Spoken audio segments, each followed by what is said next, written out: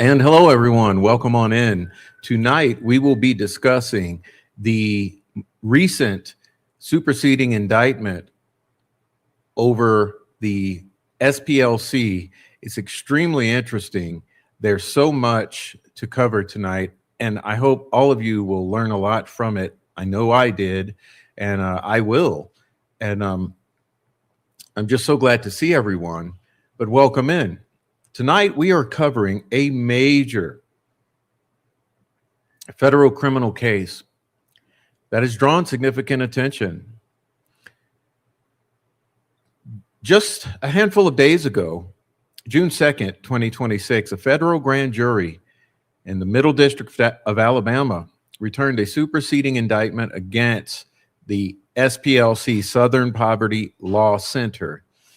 The organization faces 11 counts of wire fraud, false statements to a federally insured bank, and a conspiracy to commit concealment and money laundering. Now, according to the superseding indictment, prosecutors allege that for years the SPLC operated a covert network of paid individuals embedded inside extremist organizations. The indictment states that approximately 4.1 million in tax-exempt donor funds were routed to these informants, quote unquote, through a series of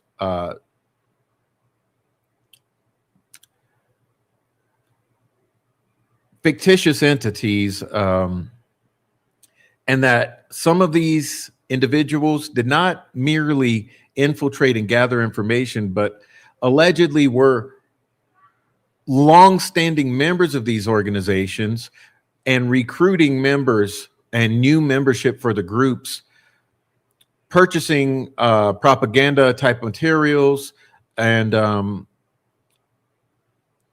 manufacturing quote unquote racism to justify its continued cycling in of funds.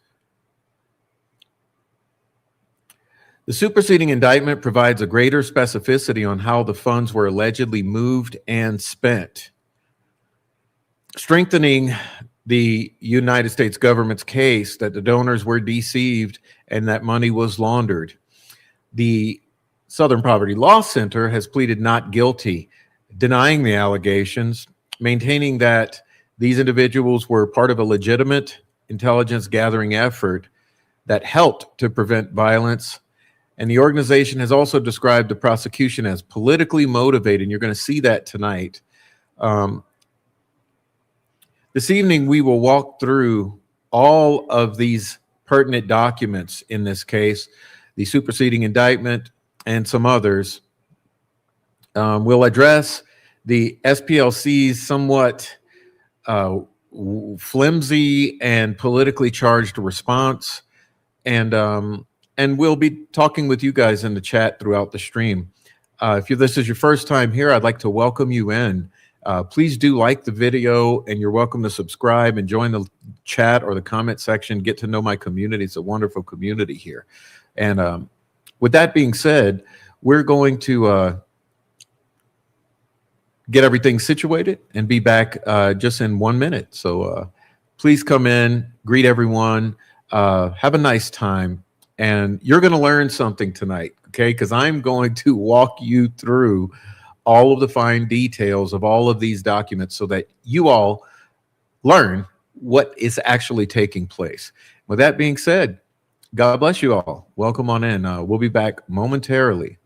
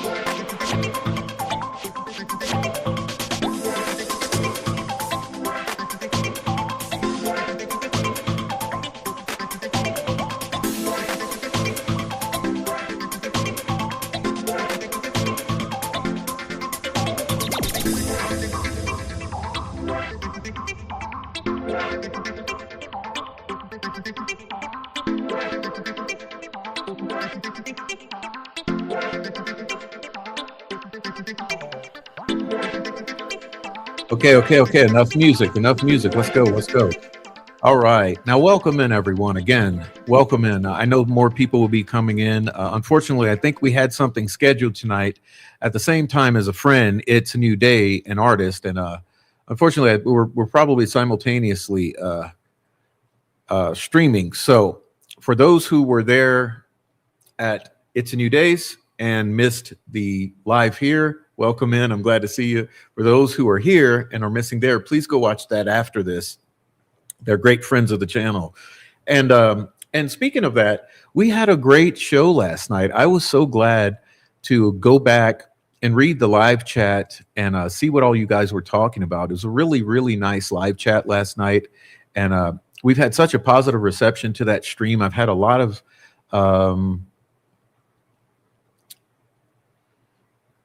positive feedback. Hey, Brittany and Seraphic Pathways.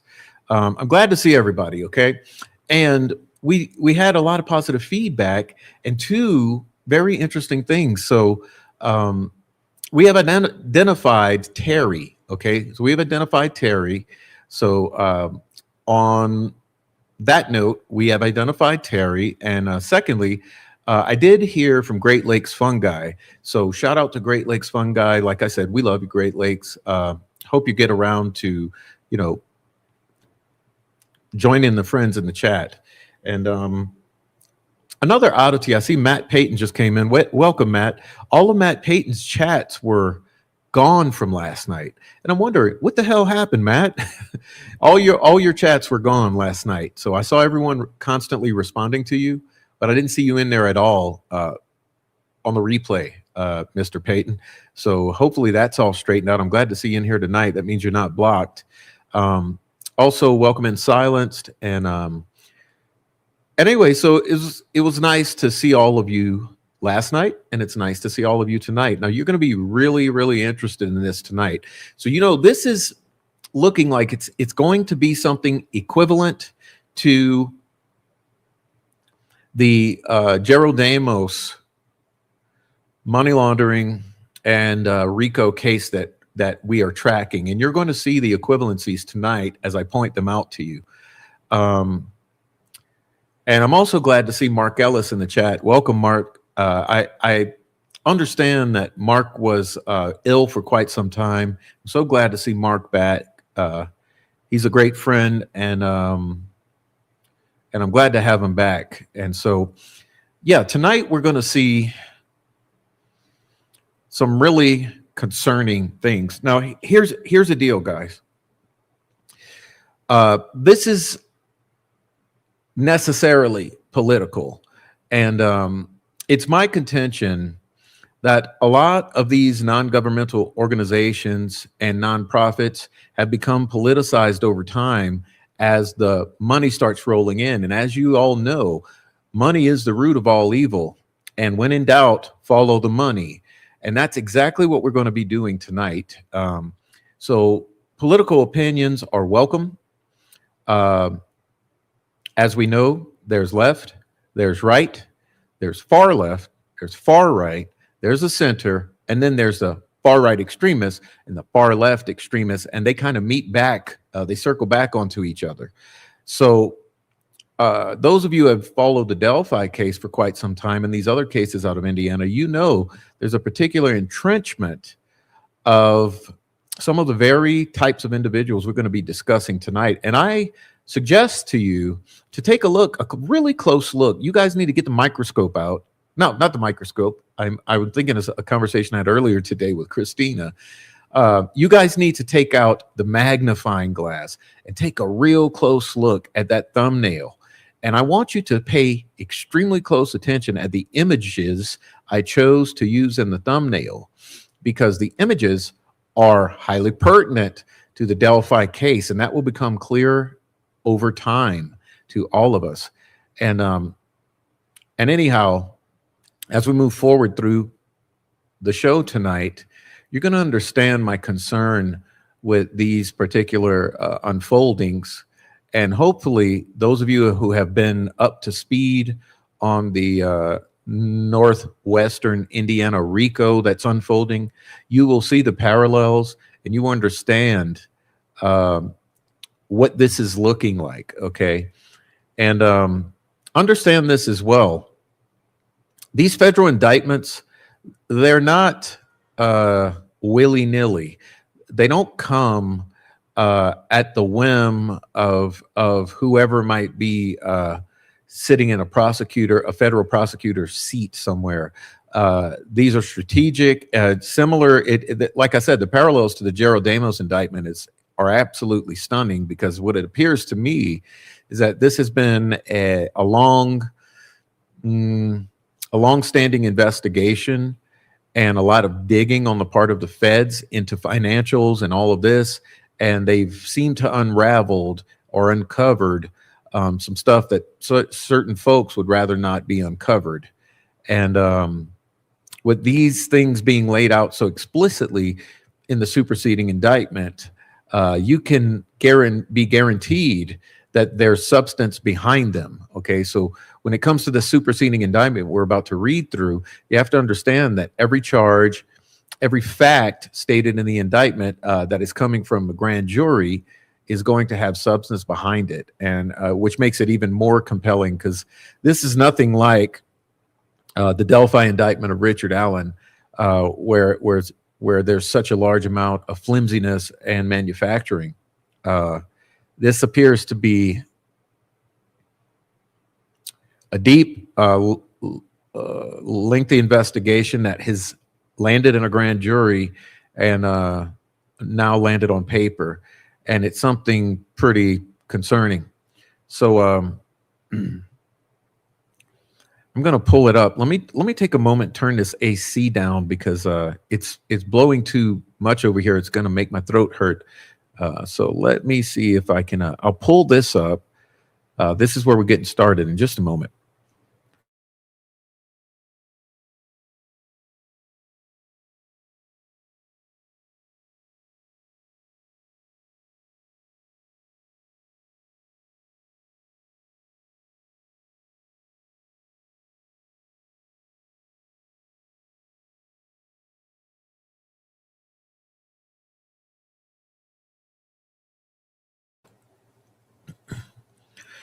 All right. So to fill you guys in, I feel like I want to give you some dates for context. Okay, this initial indictment dropped on April 21st, 2026. Okay, so first and foremost, this goes back to April 21st.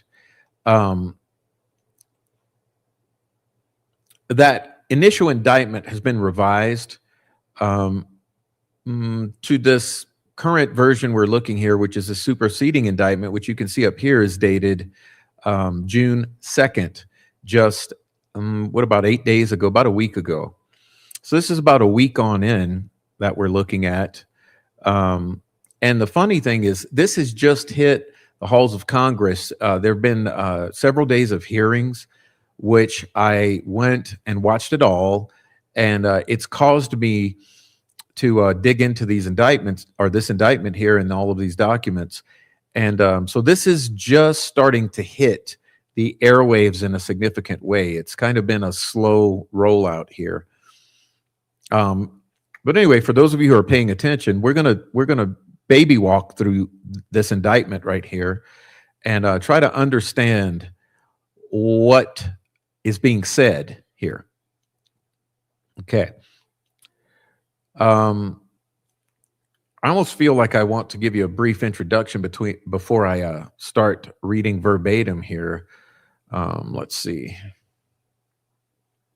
As I did make some notes. Let me go to my notes.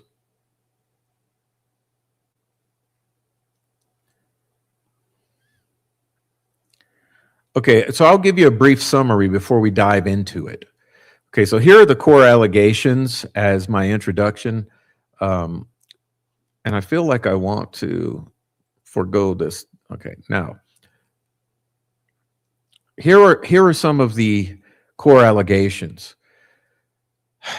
$4.1 million okay, in funds were paid to field sources, okay, quote unquote, in extremist groups such as the Aryan Nation, Ku Klux Klan, and other accelerationist groups. These payments were allegedly routed through a litany of shell, fictitious LLCs and bank accounts designed to conceal the true source, nature, and control of the funds.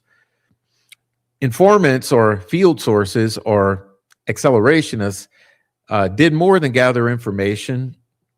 Those who were the recipients of these funds, they promoted the groups by recruiting new members, purchasing materials for cross burnings, acquiring KKK robes, hoods, propaganda. There are allegations of intimate relationships with employees of the SPLC. SPLC did not disclose these payments or the nature of the program to donors, and falsely made statements to the banks to open and maintain these accounts. They continued to raise funds by positioning themselves as opponents to the very extremists that they were funding to the tune of $4 million. And there's, again, charges of wire fraud, false statements to federally insured banks, conspiracy to commit money laundering. Okay. Now, in the SPLC's public response, they pled not guilty, filed a motion to dismiss, arguing that this is vindictive prosecution, and maintained that the charges are based on inaccurate facts and politically motivated. The attorney for SPLC says the apparent superseding indictment attempts to shore up the flaws in the initial charges, but changes nothing. Okay. Where the SPLC fails to answer directly to the allegations is perhaps the most concerning part, because there are several points. For instance, the $4.1 million going to these individuals. There's no real explicit argument about that, other than a broad denial that they misled donors. In terms of the allegations of funding the recruitment and growth of these racist accelerationist organizations, the SPLC responded that their actions prevented violence and saved lives. In terms of the use of the fictitious shell corporations, LLCs, and bank accounts to conceal all the money flows and transactions, the SPLC basically broadly asserted they did not mislead the banks and did not lie to donors. Even in terms of the money laundering conspiracy charges, there are very broad and general denials. It almost seems that there's this attempt to not further incriminate themselves by any specific arguments at this point. Okay, now we'll read it now. It says the Southern Poverty Law Center stated mission included the dismantling of white supremacy and confronting hate across the country. However, unbeknownst to donors, some of their donated money was being used to fund the leaders and organizers of racist groups, including the Ku Klux Klan, the Aryan Nations, and the National Alliance. The SPLC's paid informant field sources engaged in the active promotion of racist groups. At the same time, the SPLC was denouncing the same groups on its website and soliciting donations. The SPLC also had a field source who was a member of the online leadership chat group that planned the 2017 Unite the Right event in Charlottesville, Virginia. The field source made racist postings under the supervision of the SPLC and helped coordinate transportation to the 2017 Unite the Right event for several attendees.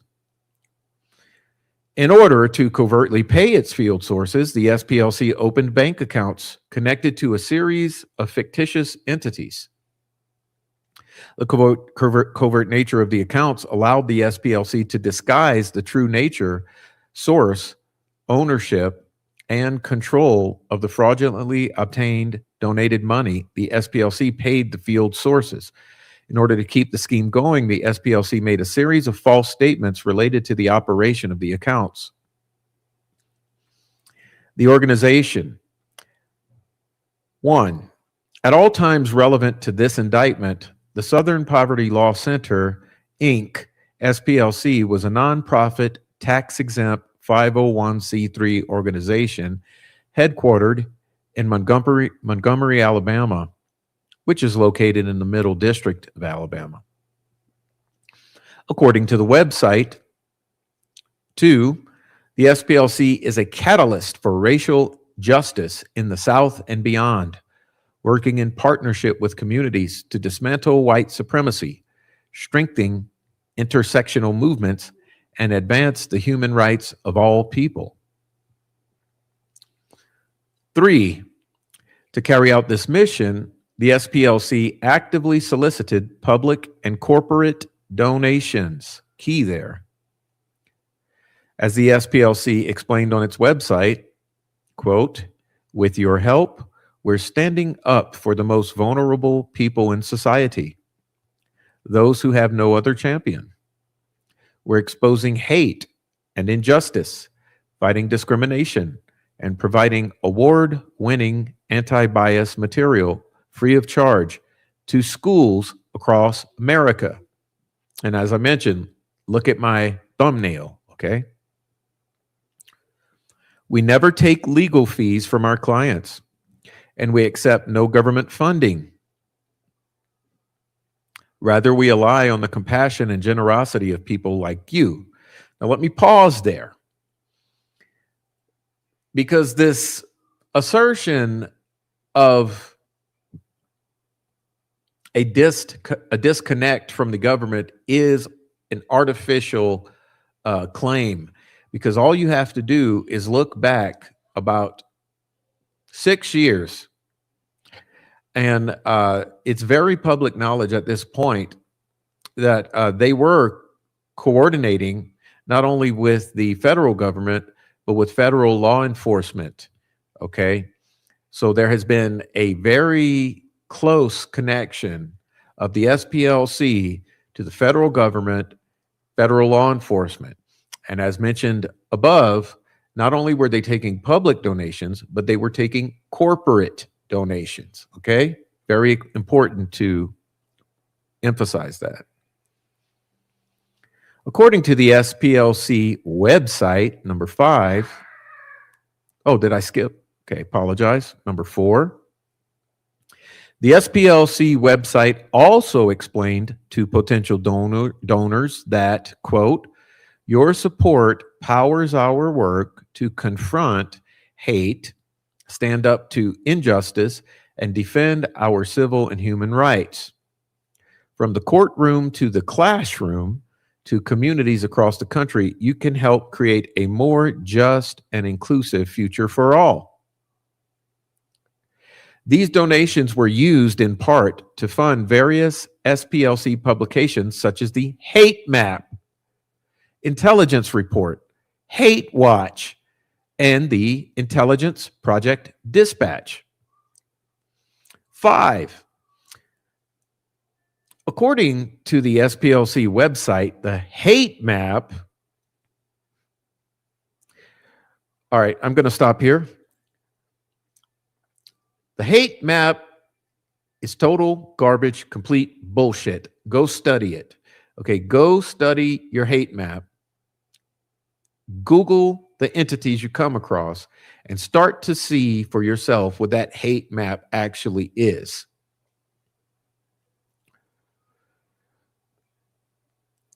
But according to the SPLC, the hate map is the SPLC interactive map that tracks hate and anti-government groups.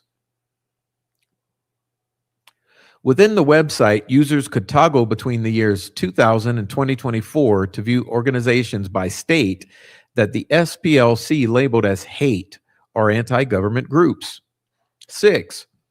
The Intelligence Report was a magazine-like periodical published by the staff of the Southern Poverty Law Center's Intelligence Project and provided free of charge to law enforcement officials, journalists, scholars, and others. 7. Hate Watch was a blog operated by the SPLC that, quote, monitors and exposes activities of the hard right in the U.S.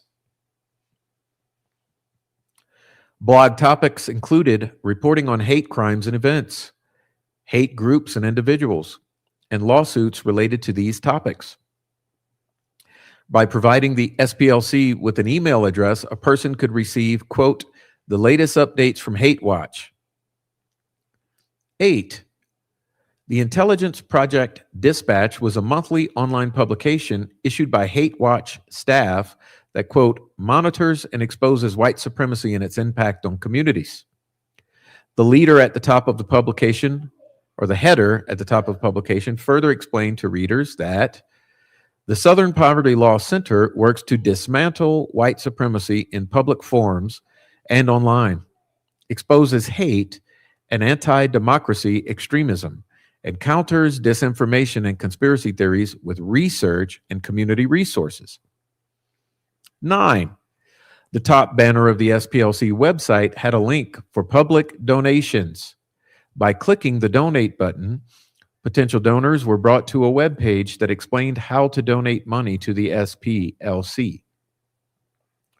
This page also informed donors that, quote, with your support, the SPLC Action Fund will pursue a bold action agenda to confront our country's most urgent challenges.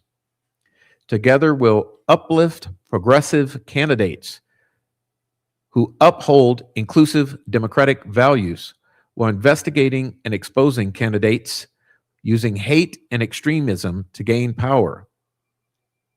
Okay, so how does that read to me? Political activism. In other words, the donations will be used to promote certain political candidates and expose or ruin other political candidates. So for you out there who are critical thinkers, objective, and taking a flat, unbiased look at this, think about the statement. We are taking donations to pursue the bold agenda of uplifting certain political candidates and destroying other political candidates. Okay, so the money seems here designated to go specifically to political candidates, not very different from any other political slush fund. Okay, Act Blue and others, you know, you send the money and they're going to do the political shit. Okay. Now, this is where it gets bad, okay, because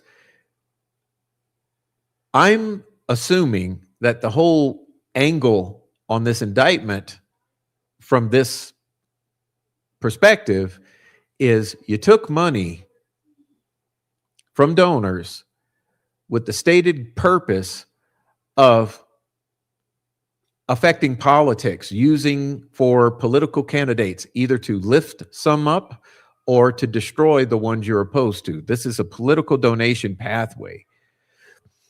Well, it's now going to detail out for you what actually was happening with a majority of this donor money. And when we're talking about donor money, we're talking about to the tune of $144 million a year. Okay, 50 million Next year, 60 million. Next year, 80 million. Next year, 90 million. Next year, 120 million, 130 million, 140 million, 150 million a year. Okay. Meant to go to influence political campaigns and elections. Here it says the SPLC's network of paid extremists. Okay. The F's. Okay. So you'll understand what the F means momentarily. Starting in the 1980s, okay, the SPLC began operating a covert network of individuals who were either associated with violent extremist organizations or who had infiltrated such organizations at the SPLC's direction. So what does this mean? Okay, these are their covert sources. In other words, the SPLC, starting in the 80s, began tapping the leaders of these far-right extremist organizations and simultaneously started sending in recruits into these organizations. Okay? These individuals were referred to by some of the high-level employees at the SPLC as field sources, or Fs. Okay, Fs as in fields or field source. Upon entering into an agreement with one of these white supremacists, the SPLC assigned each of these individuals with a unique number. The SPLC assigned these numbers in chronological order. Okay. The SPLC then began paying these individuals with the donor money. Okay. So moving on to number 11 here, it says between, in, or about 2010 through in or about 2023. So 2010 to 2023. Again, 2010 to 2023. The SPLC funded approximately $4.1 million. Sorry, did it say funded? Funneled approximately $4.1 million in tax-exempt donor funds to a series of fictitious accounts described hereinafter. The general purpose of these fictitious accounts was to pay the white supremacists, the field sources, who were either leading. This is what you have to sit there out there and consider. These ain't no small potatoes. They're paying the leaders of these far-right extremist accelerationist groups.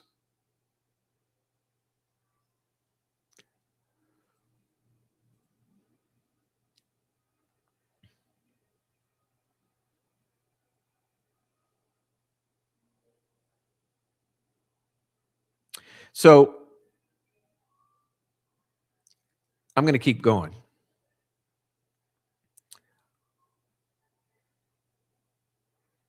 The purpose of these fictitious bank accounts or shell corporations and shell LLCs and shell accounts that were set up were to pay these leaders of these white supremacist groups who were either leading or affiliated with multiple violent extremist organizations. So not just racist, not just loudmouth, but violent and extremist. Okay? This is why this is bad. These field sources used money the donors gave the SPLC to attend extremist group rallies across the country, host extremist group rallies throughout the country, including Unite the Right in 2017. Or was it 2016? See, I can't keep up. I'm going to back it up. 2017, right?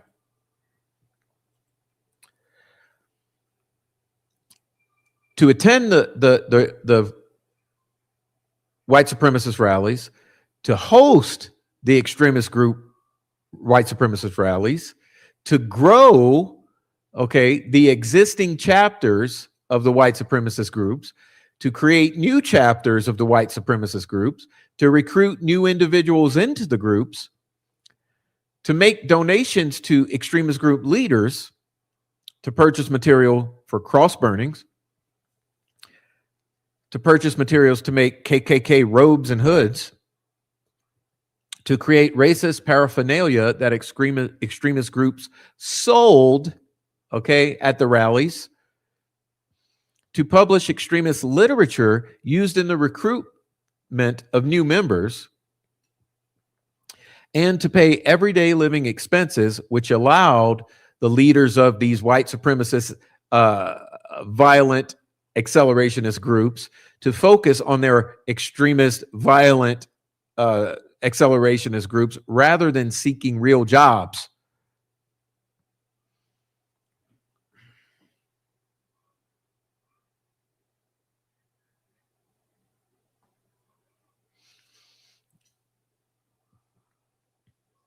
Certain SPLC employees knew the field sources used donors' monies to actively recruit new members and grow their violent extremist organizations. So for anyone who wants to fuck with me and argue about this at this point in time, stop, control your subjective mind, and listen to the factual allegations put forth in this indictment. You are paying these people to host these extremist rallies, to attend these extremist rallies, to recruit at these extremist rallies, to grow their own chapters at these extremist rallies, to open new chapters, okay, and to publish literature to aid in recruiting,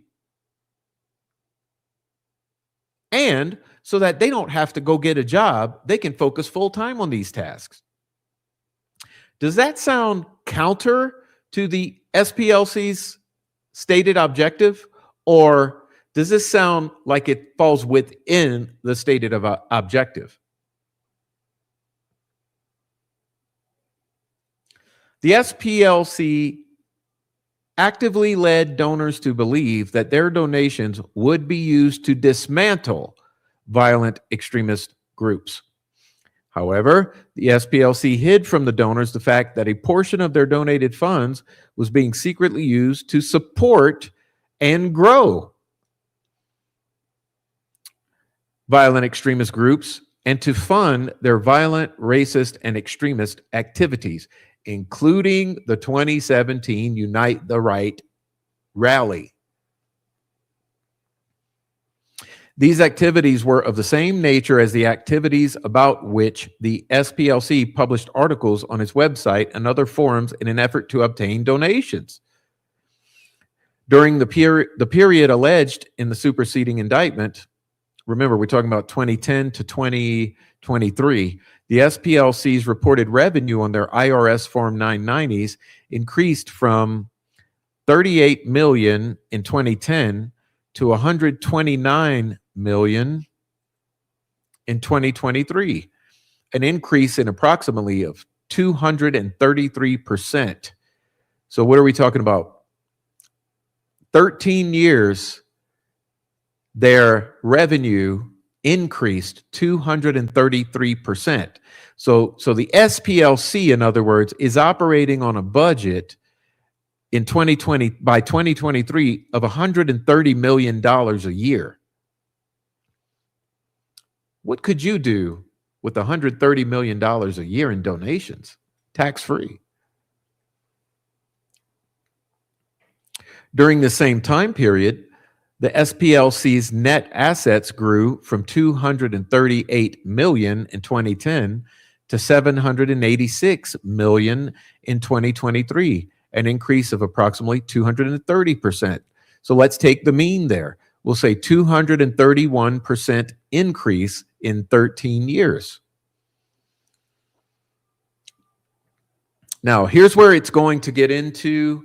So I feel like I need to pull this down a minute.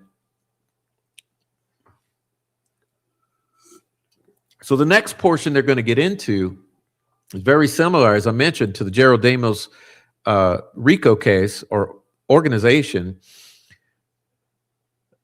They're now going to get into the dozen or so shell corporations or shell companies that were set up by the SPLC to facilitate this money laundering and promotion of violent far-right extremism. Okay, so I know it sounds insane, but look, those of you who cannot open your mind and actually take in the data before forming an opinion, I know it sounds insane.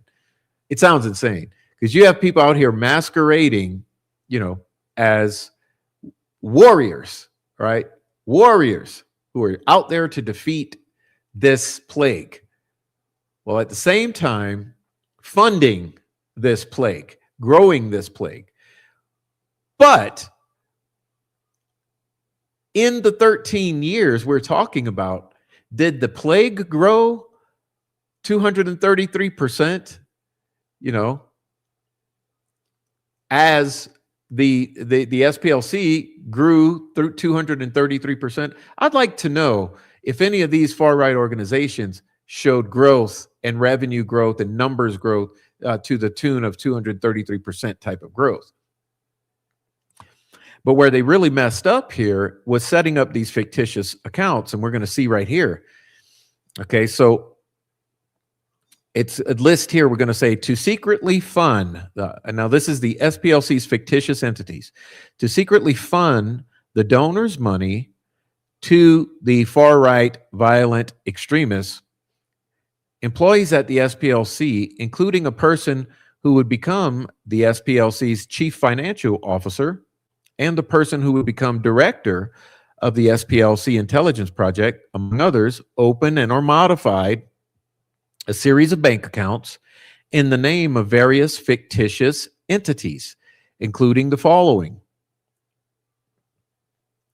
Fictitious Entity 1, Center Investigative Agency, CIA. Fictitious Entity 2, Fox Photography. Fictitious Entity 3, Northwest Technologies, Northwest Tech. Fictitious Entity 4, Tech Writers Group, Tech Writers. Fictitious Entity 5, Rare Books Warehouse, Rare Books. Fictitious Entity 6, Imagery Inc.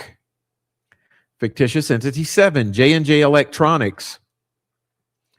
Fictitious Entity 8, Kelly's Marine. And Fictitious Entity 9, Turner Personnel. So again, Center Investigative Agency, Fox Photography, Northwest Technologies, Tech Writers Group, Rare Books Warehouse, Imagery Inc., J&J Electronics, Kelly's Marine, and Turner Personnel. Sound legit to you? These fictitious entities were never incorporated, but had no bona fide employees and conducted no legitimate business. At all times relevant to this indictment, Bank 1 and 2 were insured by the FDIC. Donors' funds secretly paid. Without disclosing material information to donors about the true use of a portion of their donations, the SPLC secretly used donors' money to fund extremist activities during the period alleged in this superseding indictment. Examples of this include, but are not limited to, the following. Okay.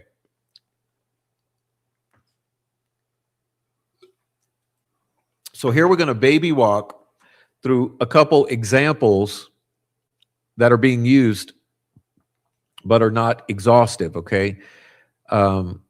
Because we have a whole list of all of the individuals who are being paid out, but they only use a handful.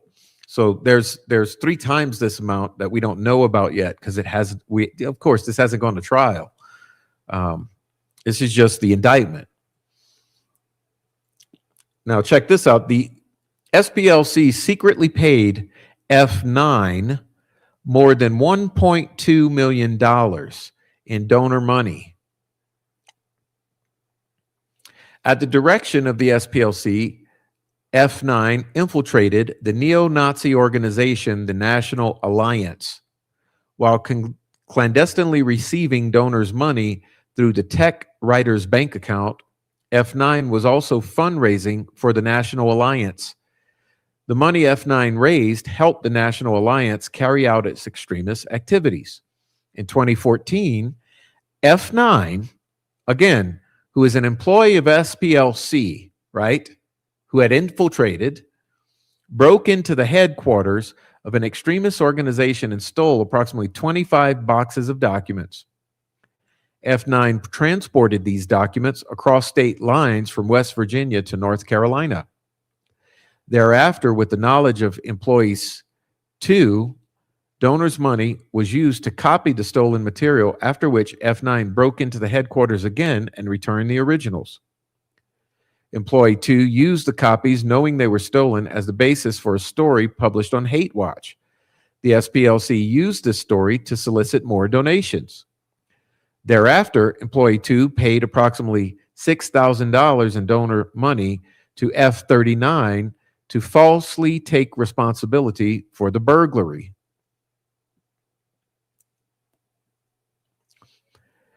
The SPLC paid F9 for over 20 years. However, in just the time period alleged in the superseding indictment, which is, again, 2010 to 2023,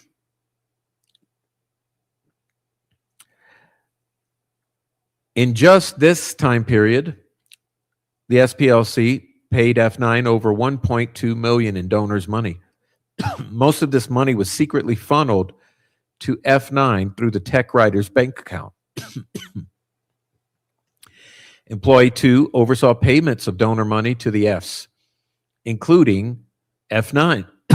Employee 2 was also in a more romantic relationship with F9. Excuse me.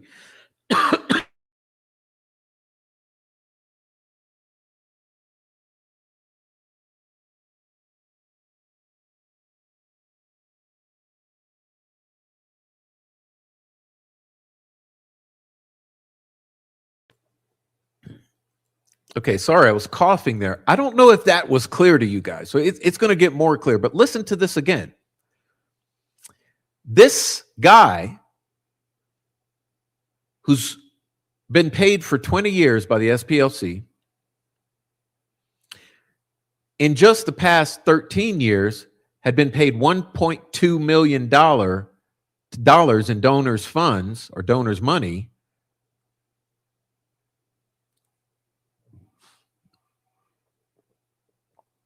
was in a romantic relationship with the very employee who was overseeing the payments into her boyfriend's account, okay? Not only that, they shared a house and 2 bank accounts.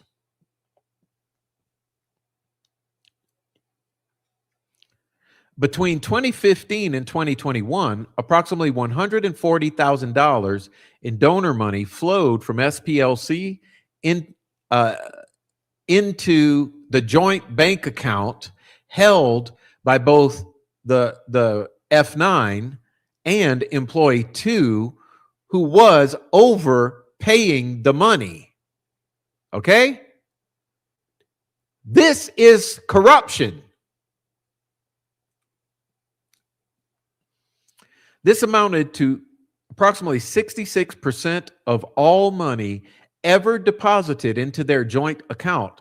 Employee 2 of the SPLC then used donors' money to pay the couple's personal living expenses on top of that. Okay, so that's just the one. Okay, so that's one example. So I don't know if you guys realize how obscene this is yet. So this individual who's in the neo-Nazi National Alliance organization,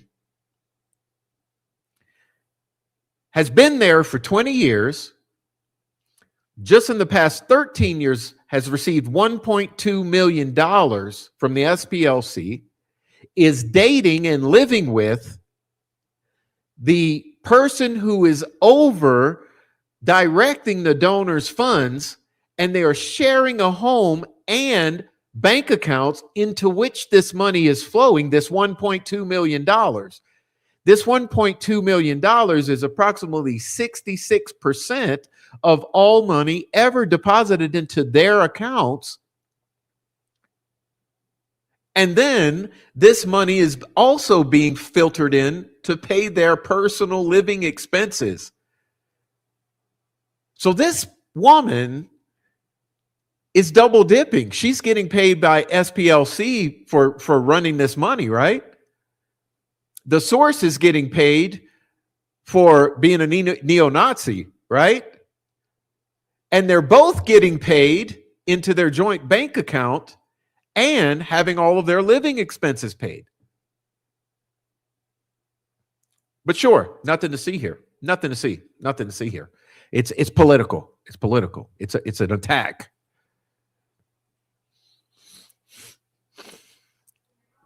Example 2. The SPLC secretly paid F30 more than $70,000 in donor money. Listen to this one. F30 led the National Socialist Party of America, was a member of the Ku Klux Klan, and was the leader of a faction of the Aryan nations that had chapters in approximately 17 states. Okay? This particular individual leads the National Socialist Party of America, is a member of the KKK, and leader of a faction of the Aryan nation that had chapters in approximately 17 states. Listen to this. In approximately 2010, out of money and seeking to get out of the white nationalist, white supremacy movement, this source reached out to the SPLC unsolicited and discussed a plan to leave the movement. This person wanted out. Thereafter, the SPLC employee offered this individual a monthly salary of approximately $2,500 in addition to payment of expenses to continue to lead and maintain the violent extremist organization that the source told the SPLC employee he wanted to leave. And again, this person is leading the National Socialist Party of America, a member of the KKK, and leader of a faction of the Aryan nation. This is not a CI. This is not an infiltrator. This is a leader. Thereafter, an SPLC employee provided Bank 2 with documentation identifying this individual as a Rare Books employee. Based on this materially false representation, this source was issued a Rare Books employee pay card.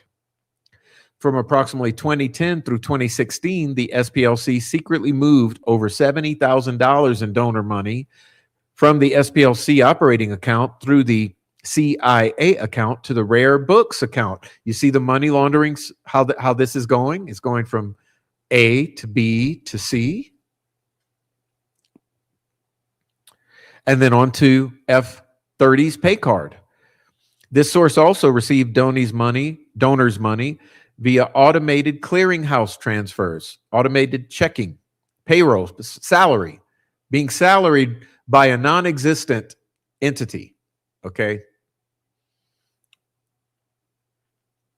This individual used donors' money to, among other things, travel to extremist rallies, host extremist rallies, okay, which is very important.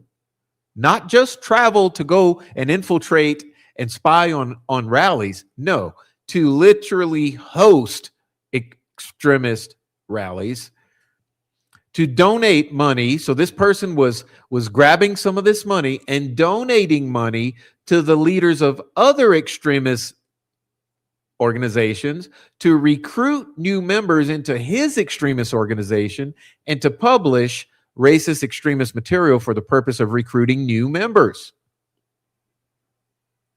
Both inside and outside of prison, and to create racist paraphernalia to sell at rallies to raise even more money for his extremist organization. This was known to the SPLC as they continued to secretly funnel donors' money into this individual's bank account.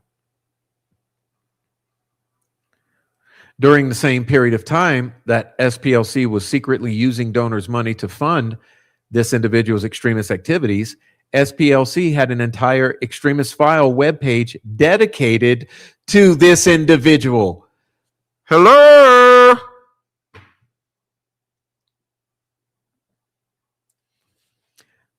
I need you guys to think objectively. Think objectively. SPLC had a target page for this very individual who they not only were funding to lead these organizations, to host rallies, to publish materials, and to recruit, but when he wanted to leave and step away from it all, they coerced him to stay by offering him more money, while they simultaneously have a profile page on their website saying this is a bad guy, he racist.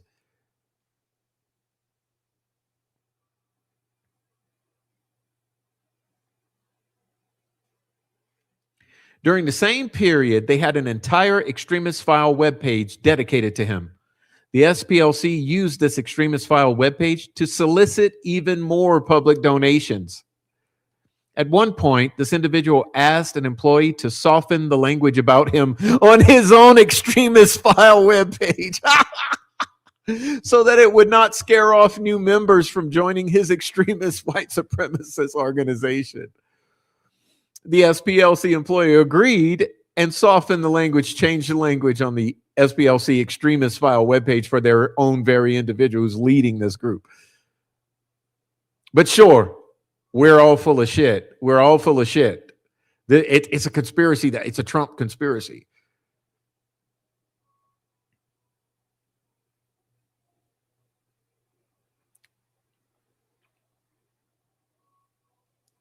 Okay.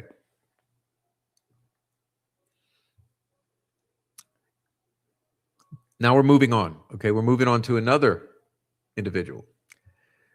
So number C, or part C here, the SPLC secretly paid F31 and 32, okay, these are two now, donors' money to stay in the movement. Now listen to this. F31 and 32 were both members of a KKK organization in their area. In about 2010, they both feared for their safety from other Klan members and wanted out of the movement. F32 had seen media coverage about how the SPLC helped an individual leave an extremist organization and how SPLC paid for this individual's tattoo removals.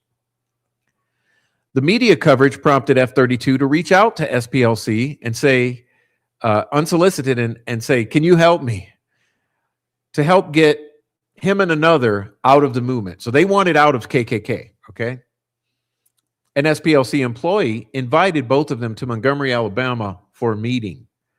There, despite their request for help getting out of the movement, the SPLC employee encouraged them to stay in the movement and offered to pay them $1,200 a month salary, as well as to pay for expenses as incurred. Once they were financially backed by the SPLC to do so, these two individuals agreed and remained in the KKK. Thereafter, an SPLC employee provided Bank 2 with documentation identifying F32 as a rare books dealer or employee.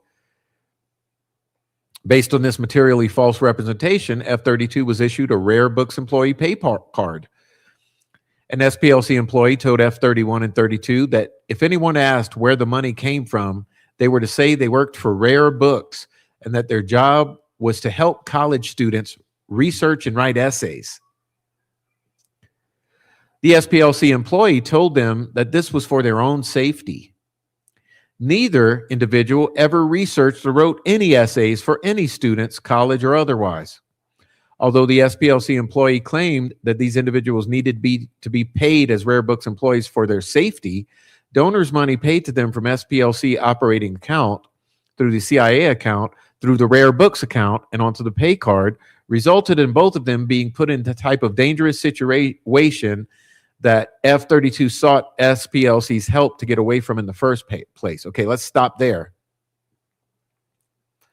Again, they're going from SPLC account to the CIA account to the Rare Books account and into their own personal bank accounts, okay? As a result of their failure to leave the KKK, one of these individuals ended up in an extremely dangerous situation thereafter, okay? Using donors' money, both of these individuals attended extremist group rallies in multiple states. This led one of them rising from merely a group member to a leadership role within an extremist group. In the new leadership role, this individual actively recruited new members using donors' money. The other individual also participated in recruiting new members using donors' money. In addition, an SPLC employee knew that one of these individuals used donors' money to purchase material to make Ku Klux Klan garments for all the others. Both of these individuals were reimbursed by the SPLC with donor money for all expenses they incurred for cross-burning events, to include wood and fuel used. Okay? Why do you think this is happening? Follow the money. 233% increase in a 13-year period. 233% growth.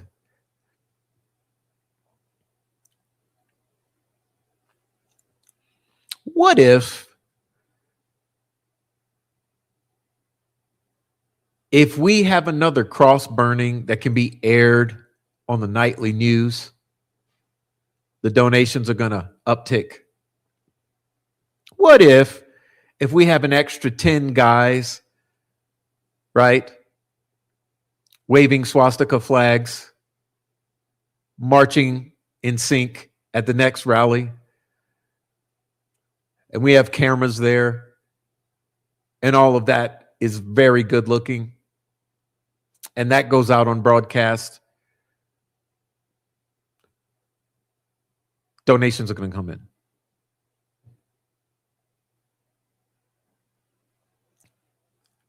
These guys are in the leadership positions.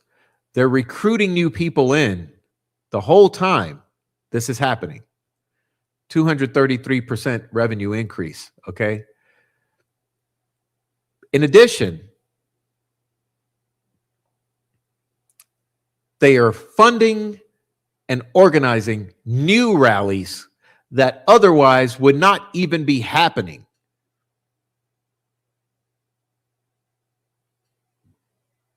Every new rally, every new outburst of violence, every new swastika on a flag being waved, every new cross being burned, it's a bigger enemy, a scarier foe, more donations.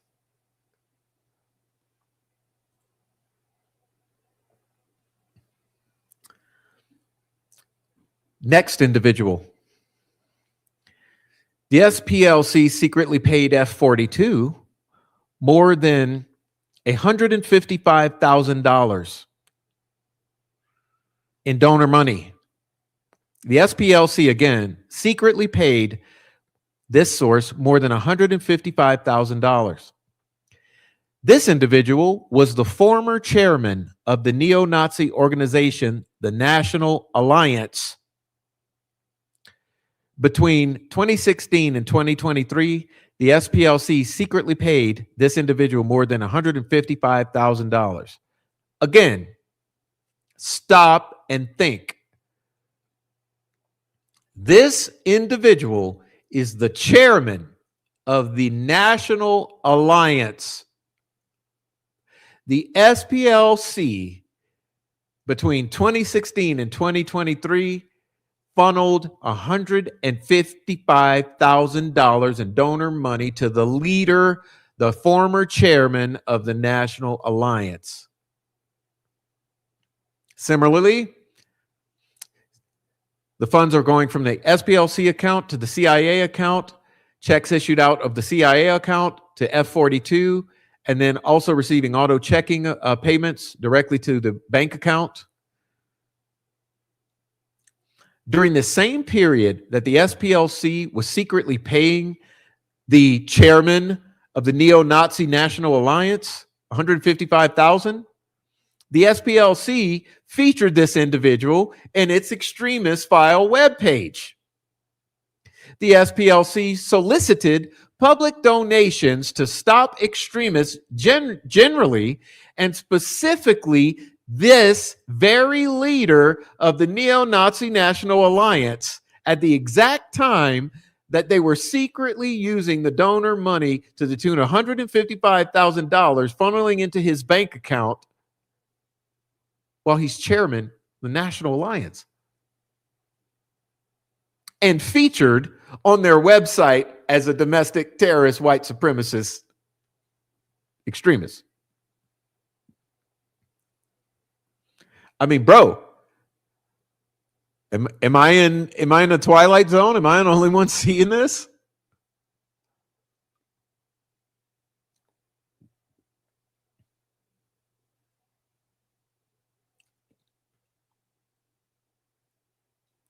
I mean, I would bet half your fucking neo-Nazi group leaders these days are probably on the SPLC payroll or some other non-governmental entity.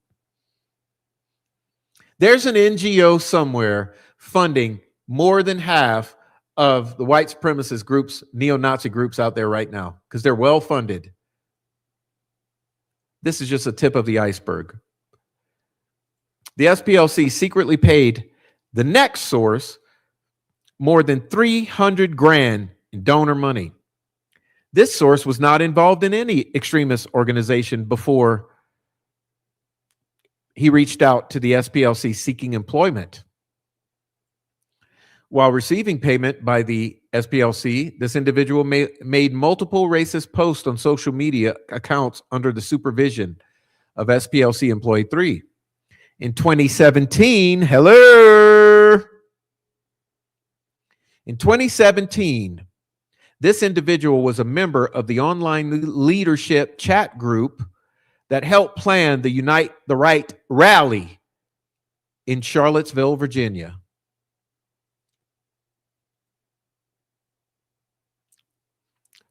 I need every single one of you right now, right? Hello, tick, tick, tick. Wake up. Wake up. This is extremely important. This right here is extremely important. I don't know if you heard what I just said. I'm going to reread it. Okay, I'm going to reread through it. You need to really fucking listen to the events outlined in this next paragraph I'm going to read.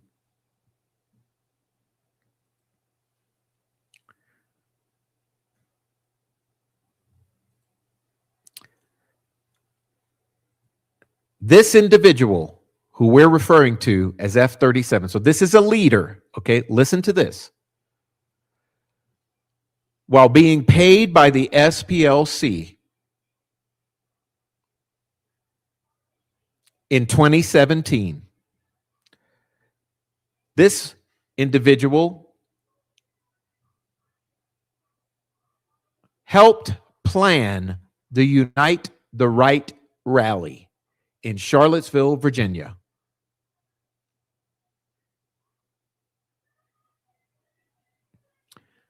The SPLC directed this individual to attend the event, in which one woman and two law enforcement officers were tragically killed. This individual also assisted in arranging transportation for others involved in the movement to the event. The SPLC extensively covered the Unite the Right rally on its various media platforms, both at the time of the rally and the following years.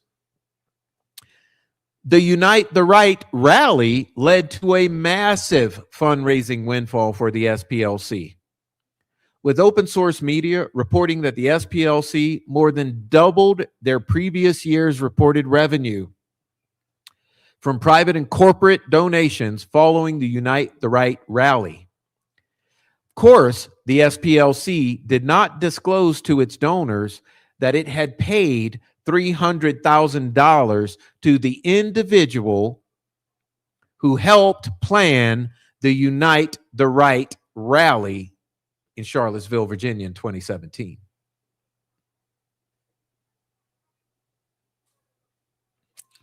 Between 2014 and 2023, the SPLC secretly paid over 300 grand in donors' money. The majority of the money flowed from the SPLC through the CIA account to the Rare Books account, and finally onto the pay cards issued under the false pretense that this organizer of the Unite the Right rally was a Rare Books employee.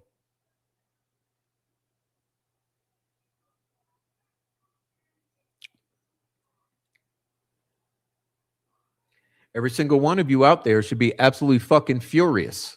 Absolutely fucking furious. But of course, half are going to play the three monkeys. They're going to put their finger in their ear so they don't hear the shit. They don't want to hear the truth. They're not going to read the documents. They don't want to see the truth. And they're not going to talk about it because they're afraid of being judged and called white supremacists because they speak the fucking truth. The grand jury is not going to return this indictment unless there is substantial evidence to prove that all of these charges have substance.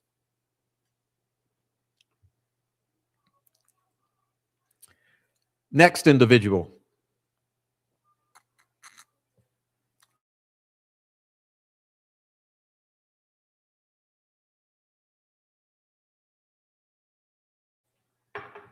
Next individual was reported as an officer of the National Socialist Movement and the Aryan Nations affiliated Sadistic Souls Motorcycle Club. All right. So this is for those troll farm way in the back who grew up on the back of a motorcycle. Okay. Again, okay. Again, this individual right here, he's an officer of the National Socialist Movement and the Aryan Nations affiliated Sadistic Souls Motorcycle Club. Between 2014 and 2020, the SPLC secretly paid this individual more than $350,000. This money flowed from the SPLC to the CIA account, to the Rare Books account, and onto her pay card for a Rare Books employee. Sadistic Souls Motorcycle Club, Aryan Nation affiliated National Socialist Movement officer. Next individual. The SPLC secretly paid F-43 more than $19,000 in donor money. F-43 was reported to be the national president of the American Front.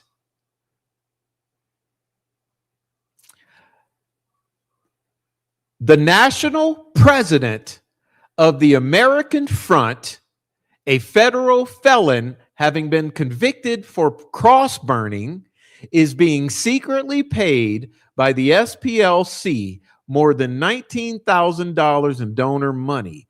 The national president of the American Front. Again, money's flowing from the SPLC account to the CIA account to the Rare Books account and on into the national president of the American Front's account. Under the false pretense that he was a Rare Books employee. Okay? Like I said, these are leaders. These are your white supremacist group leaders they are funding. This ain't no little dude who's just one of the group members of the fucking neo-Nazi group. These are your leadership. But of course, sure, it's all made up. It's make-believe. The SPLC secretly paid F-18, next individual donor money. Listen to this one. F-18 was the imperial wizard of the United Clans of America. Bro. What, are you kidding me? The SPLC has on its payroll the imperial wizard of the United Clans of America, beginning in at least 2010. In November 2013, the SPLC published an article in Hate Watch describing the extremist organization that the Imperial of the United Clans of America led as a millennial reboot of what was once a serious domestic threat in its prime. The United Clans of America was responsible for, among other things, the 16th Street Baptist Church bombing in Birmingham, which resulted in the deaths of 4 little girls in 1963. Well, despite being a leader of this violent extremist group, the SPLC secretly used donor money to pay this imperial fuck wizard of the United Clans of America, starting in 2010.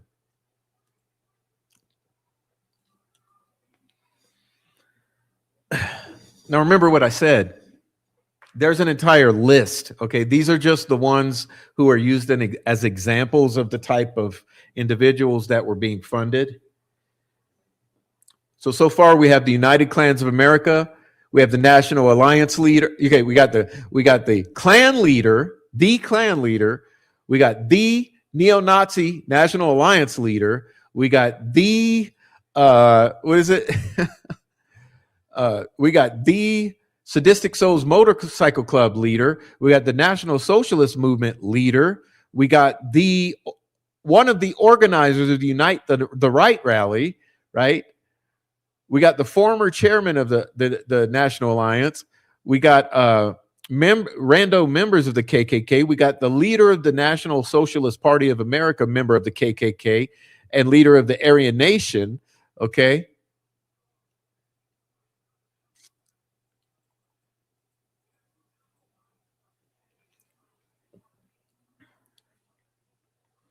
But sure, it's nothing here, nothing to see here. Counts 1 through 6, wire fraud. Okay, so now we're getting into the charges. Okay, that was all your background info. Counts 1 through 6, wire fraud. That the facts set out in paragraphs 1 through 18 are fully incorporated in these counts. Beginning in or about 2010 and continuing through at least 2023, in the Middle District of Alabama, the defendant's Southern Poverty Law Center, Inc., devised and intended to devise a scheme to artifice to defraud donors and attempted to do so to obtain money and property belonging to donors by materially false and fraudulent pretenses, representation, promises, as well as omission of material facts. So, you know what this indicates to me? That this whole investigation could not go further back than 2010. Okay, it seems like they must have, for some reason, not been able to go back further than 2010 in their fact finding.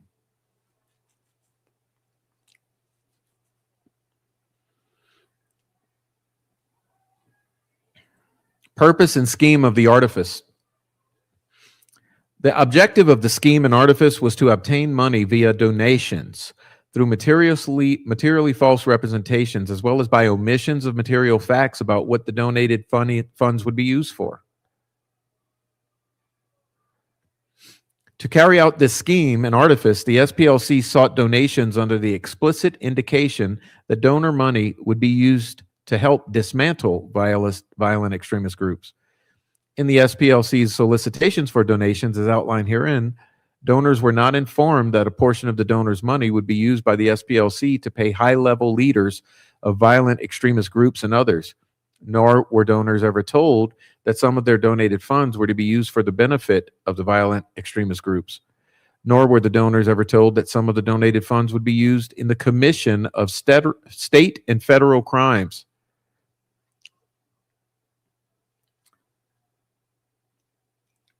In other words, now you see, did you catch that phrase there?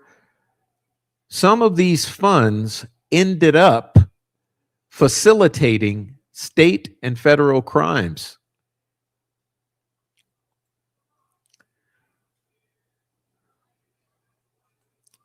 Okay, the next charge, wire communication.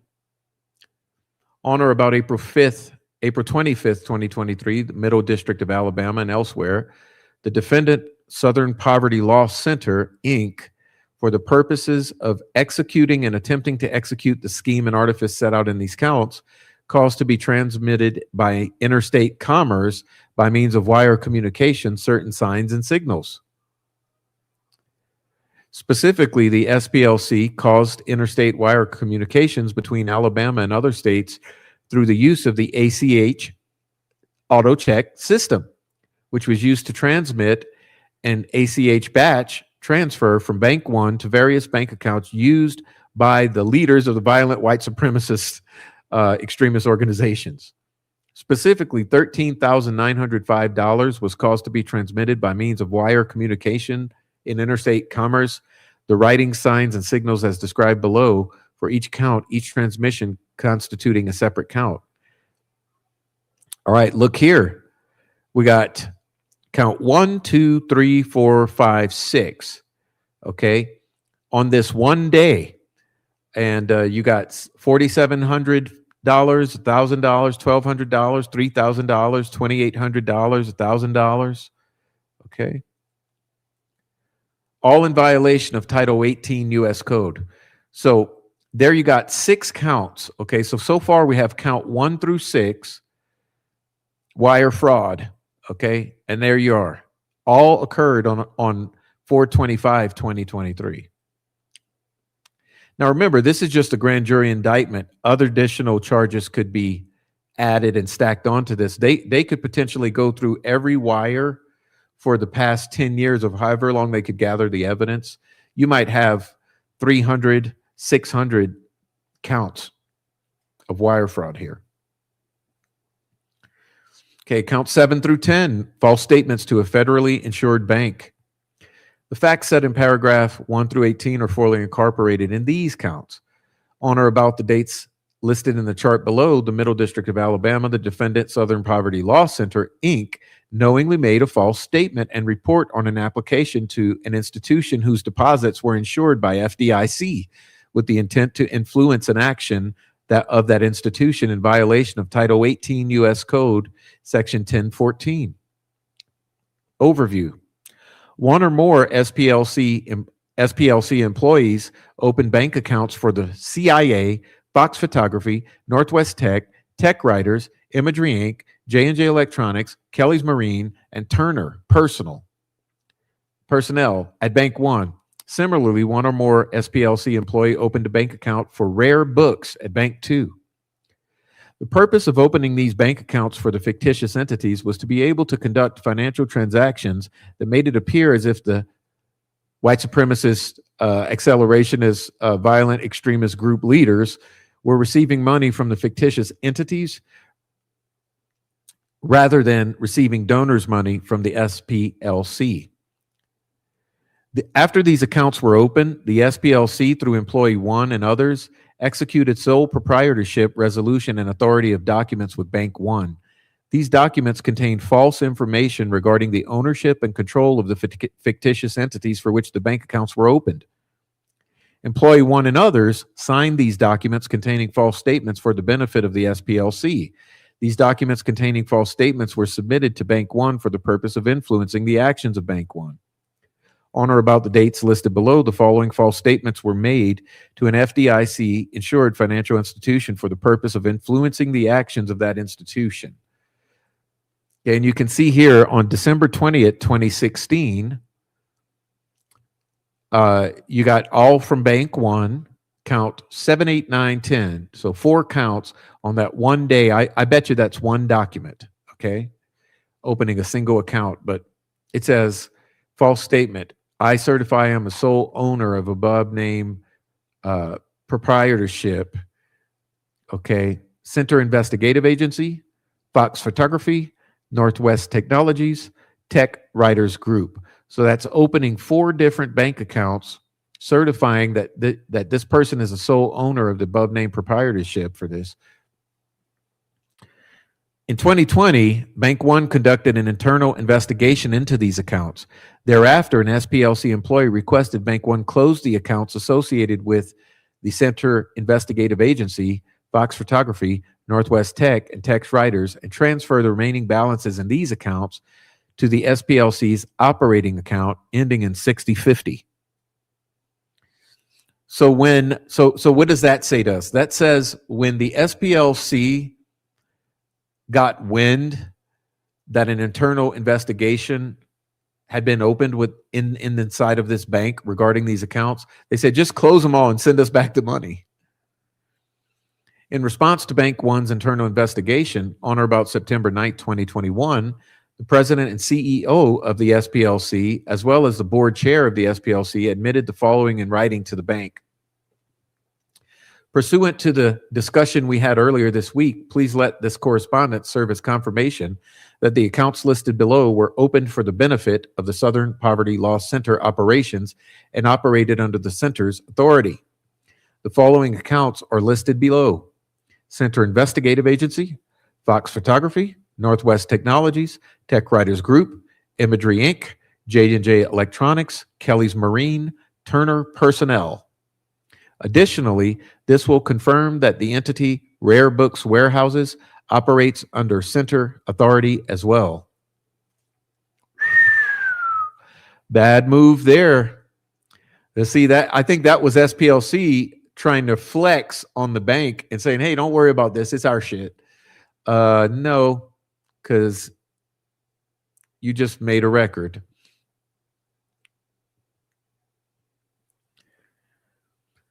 Okay, count number 11, conspiracy to commit concealment money laundering.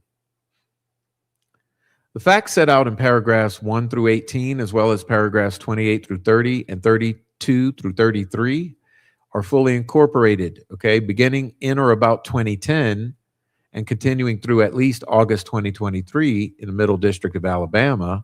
The defendant, Southern Poverty Law Center, Inc., knowingly combined, conspired, federated, and agreed with persons known and unknown to the grand jury to commit concealment money laundering in violation of Title 18 U.S. Code Section 1956 A1BI. Objective of the conspiracy. It was the objective of this conspiracy to conduct financial transactions designed to conceal the true nature, source, ownership, and control of fraudulently obtained donated money to the SPLC paid to the leaders of the white supremacist, violent, accelerationist, neo-Nazi, and racist organizations. Manner and means of the conspiracy. After receiving the donated funds obtained via the wire fraud scheme alleged in counts 1 to 6, individuals at the SPLC transferred proceeds of the wire fraud scheme to the from the SPLC's account to another account in the name of Center Investigative Agency, CIA.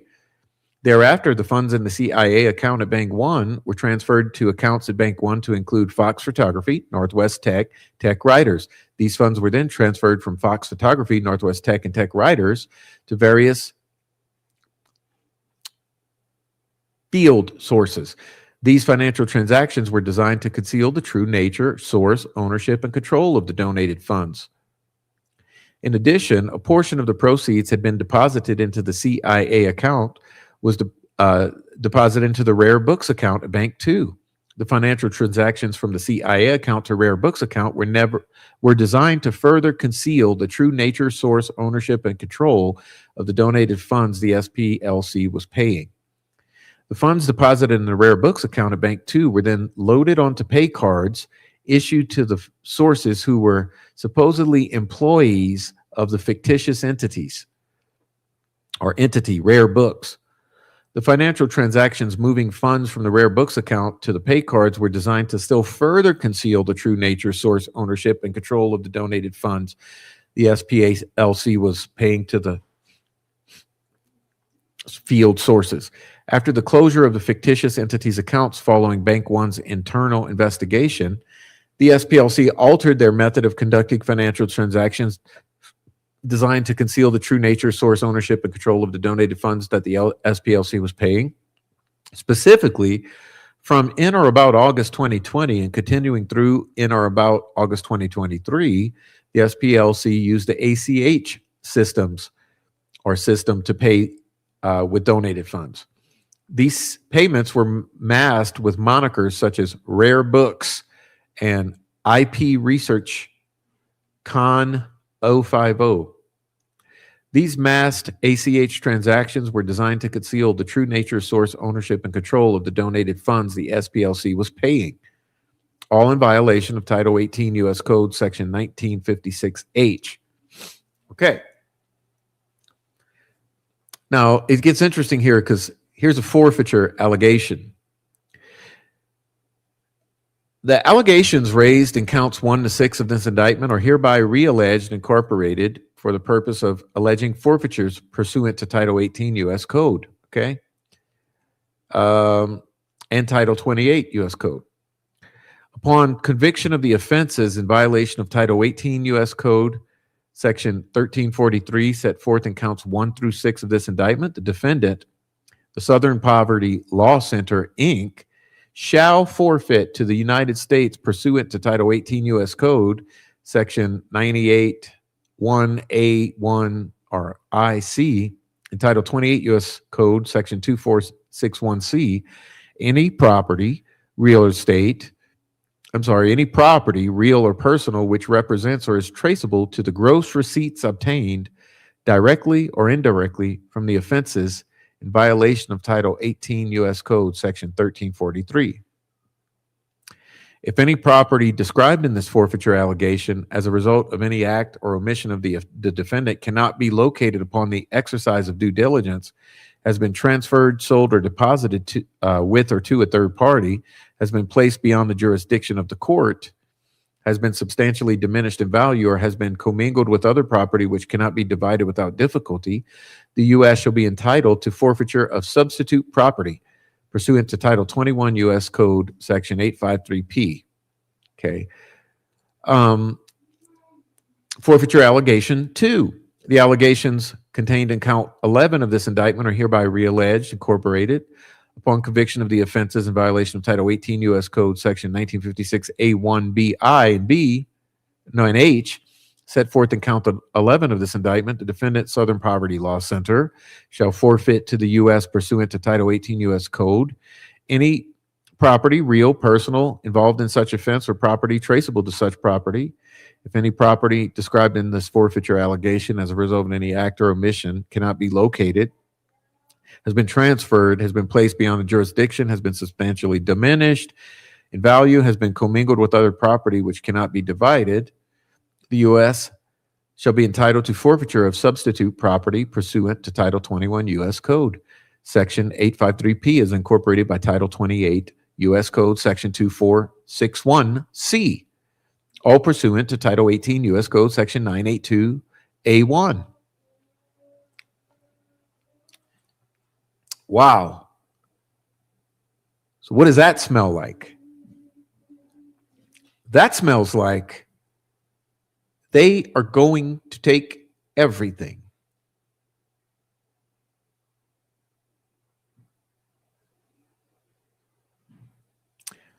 Remember, in donations alone, they had grown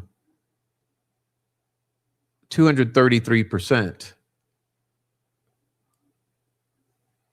The dollar amounts are extreme.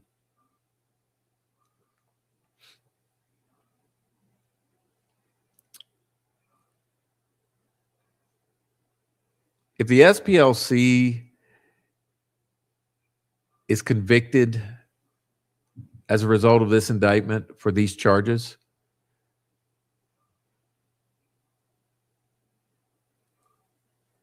they're going to be huge forfeitures there.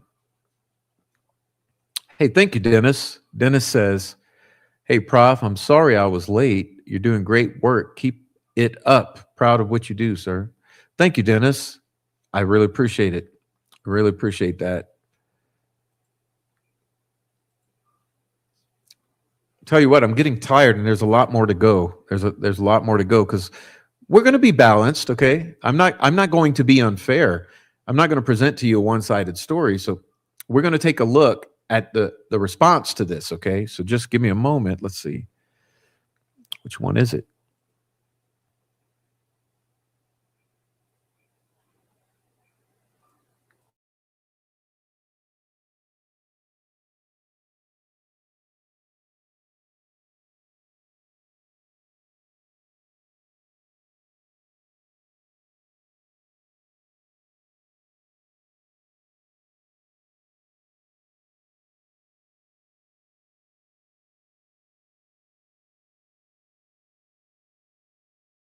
But like I said, guys,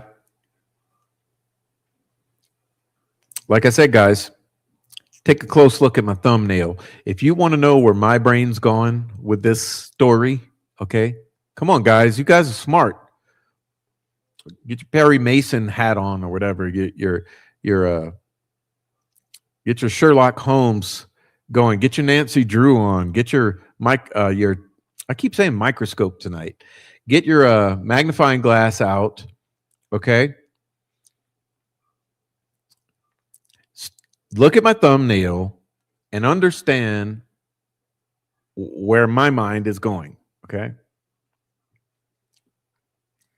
Thank you, Deb. And guys, while you're at it, please donate to the channel. I really appreciate the support of the channel.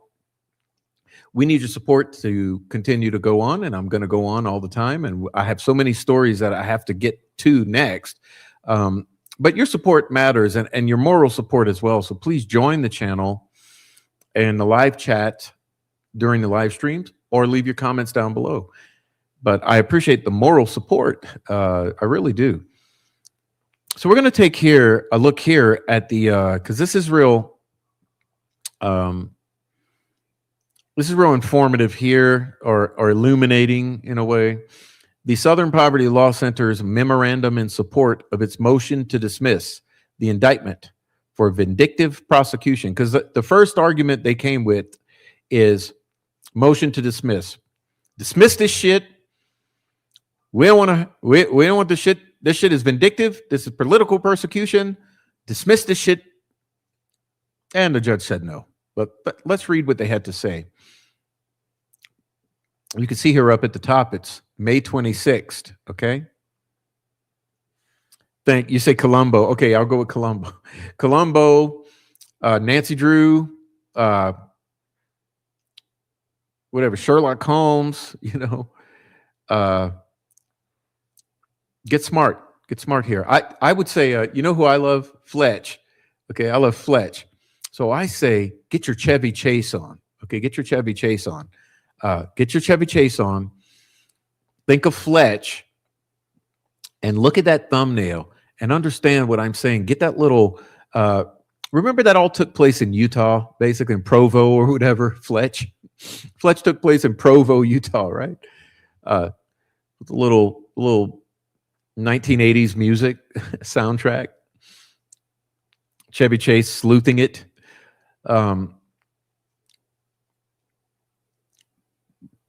Now listen to this argument. So okay, before I even read this,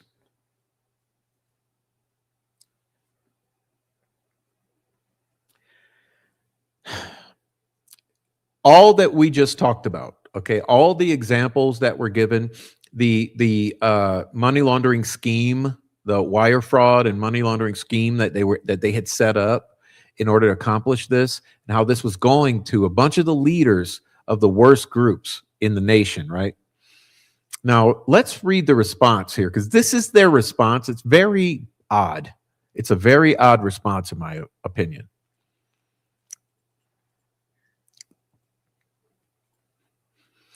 The Southern Poverty Law Center, one of the greatest political scams in American history, has been charged with fraud. Donald J. Trump, Truth Social, April 24th, 2026.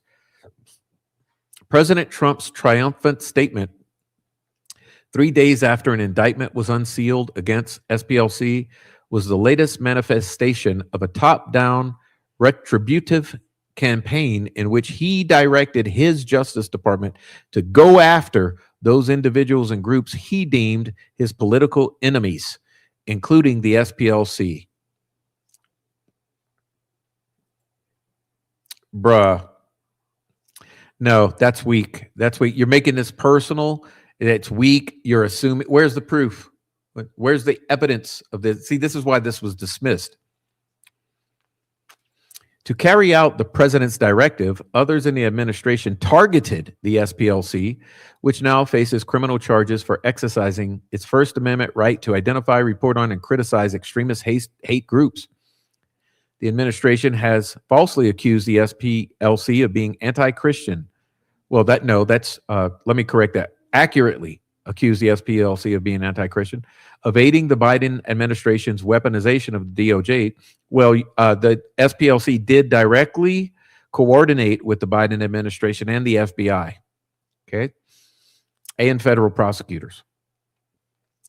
Of participating in particular in political violence, and most recently of helping to rig the 2020 election against President Donald Trump. Well, no. That's not in the indictment. The indictment says nothing about the SPLC attempting to rig the election. That's fluff. These examples of this administration's animus over the past year culminated in the criminal charges against the SPLC, an indictment premised on conclusory accusations but devoid of provable facts or a proper statement of law. Thank you, Swade.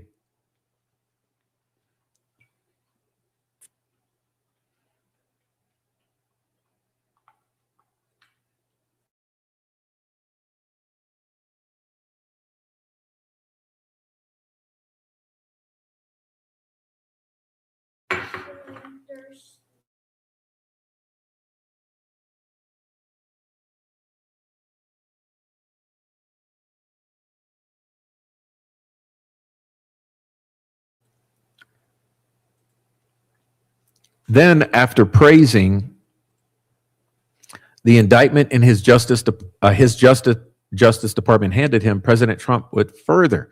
He publicly proclaimed the improper political motive behind the case, branding the SPLC a Democrat hoax, along with Act Blue and many others, and claimed that when the allegations are proven, the 2020 presidential election should be permanently wiped from the books and be of no further force or effect. President Trump doubled down on these farcical claims on a nationally televised 60 Minutes interview a few days later. He falsely proclaimed the 2017 Unite the Right rally in Charlottesville, Virginia, was all funded by the SPLC. President Trump asserted that the SPLC had funded this total fake event to make me look bad. The SPLC's efforts, according to the president, were part of the rigging of the election. The president's laid bare admissions of the true purpose of the charges against the SPLC are not the only evidence of his improper use of criminal charges against one of his perceived adversaries. The manner in which the prosecutors in this district pursued this indictment is anything but routine. The allegations in the indictment span 4 decades, implicating financial records, fundraising materials, personnel records, and other internal communications and records. It has been reported that an earlier investigation by the Justice Department was closed without charges. But this administration, as part of its attack on civil rights groups in general, and the SPLC specifically, insisted on charges. And yet, in doing so, prosecutors did not even request or seek through legal process any documents from the SPLC until after advising defense counsel that the SPLC would be indicted within weeks. Before grand jury returned the indictment, the prosecutors did not interview any current employees of the organization or make any request of the SPLC's counsel for any voluntary interviews of employees. They had already determined to seek an indictment without ever reaching out to counsel for SPLC. When the SPLC affirmatively reached out to the prosecutors to schedule a meeting, in that meeting they were informed that the decision to seek an indictment had already been made.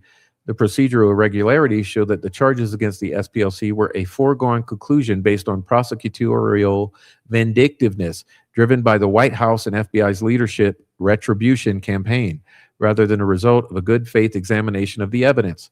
In fact, in the days immediately following the announcement of charges, whistleblower reports filed with congressional lawmakers accused top Justice Department officials of pressuring prosecutors to rush an indictment of the SPLC despite significant concerns about the merits of the case. After the indictment, the administration's assault on the SPLC's free speech rights continued. President Trump, Acting Attorney General Todd Blanche, Deputy Attorney General Akash Singh, and the FBI Director Kash Patel spoke at press conferences and televised interviews. This post-indictment media blitz culminated in President Trump's admission that the indictment is part and parcel of his years-long failed effort to overturn the 2020 election results. This is the very definition of a vindictive prosecution. The court should dismiss the indictment as a violation of due process. In the alternative, the SPLC requests the court order the government to provide discovery on these issues to develop a complete factual record of the government's motivations and schedule an evidentiary hearing. Factual background. History of the Southern Poverty Law Center. Founded in 1971 by two civil rights lawyers, the SPLC is a nonprofit organization that has worked for 55 years to ensure that the promise of civil rights movement becomes a reality for all.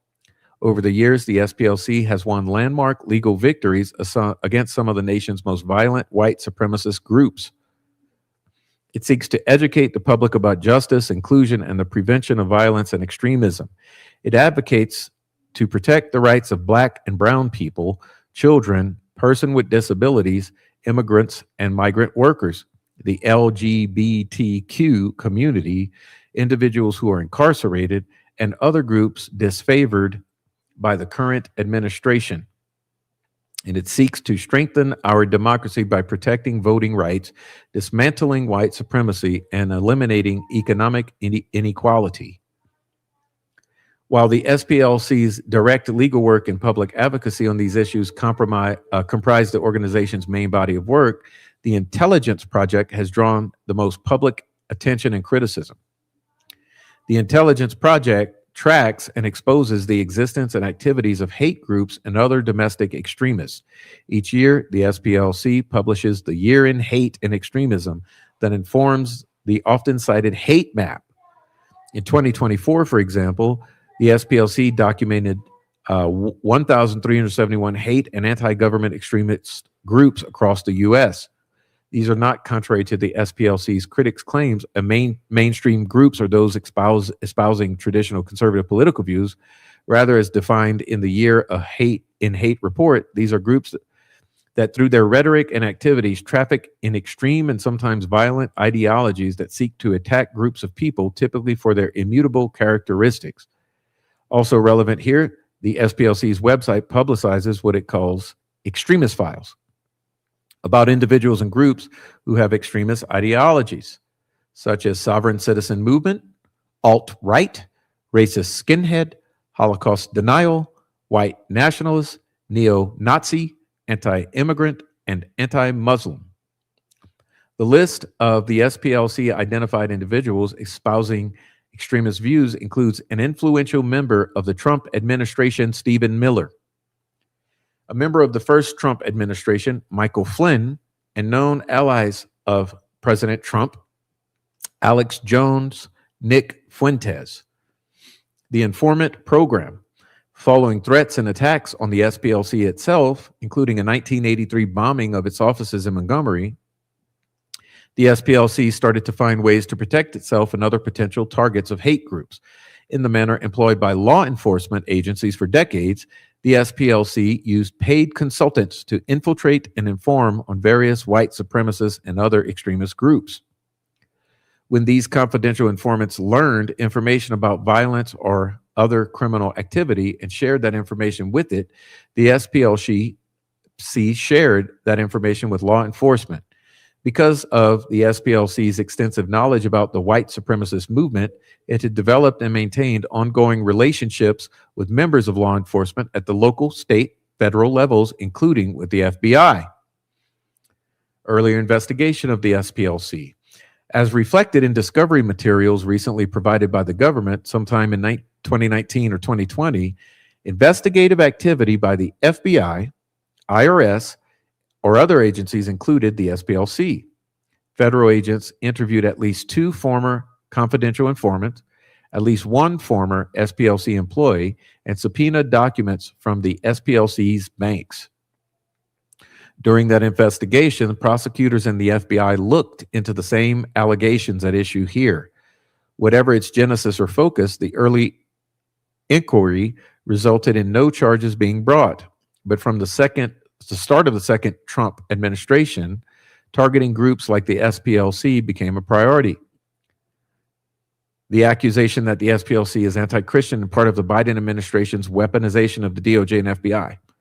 On February 8, 2023, a former FBI special agent leaked an internal memorandum out of Richmond, Virginia field office.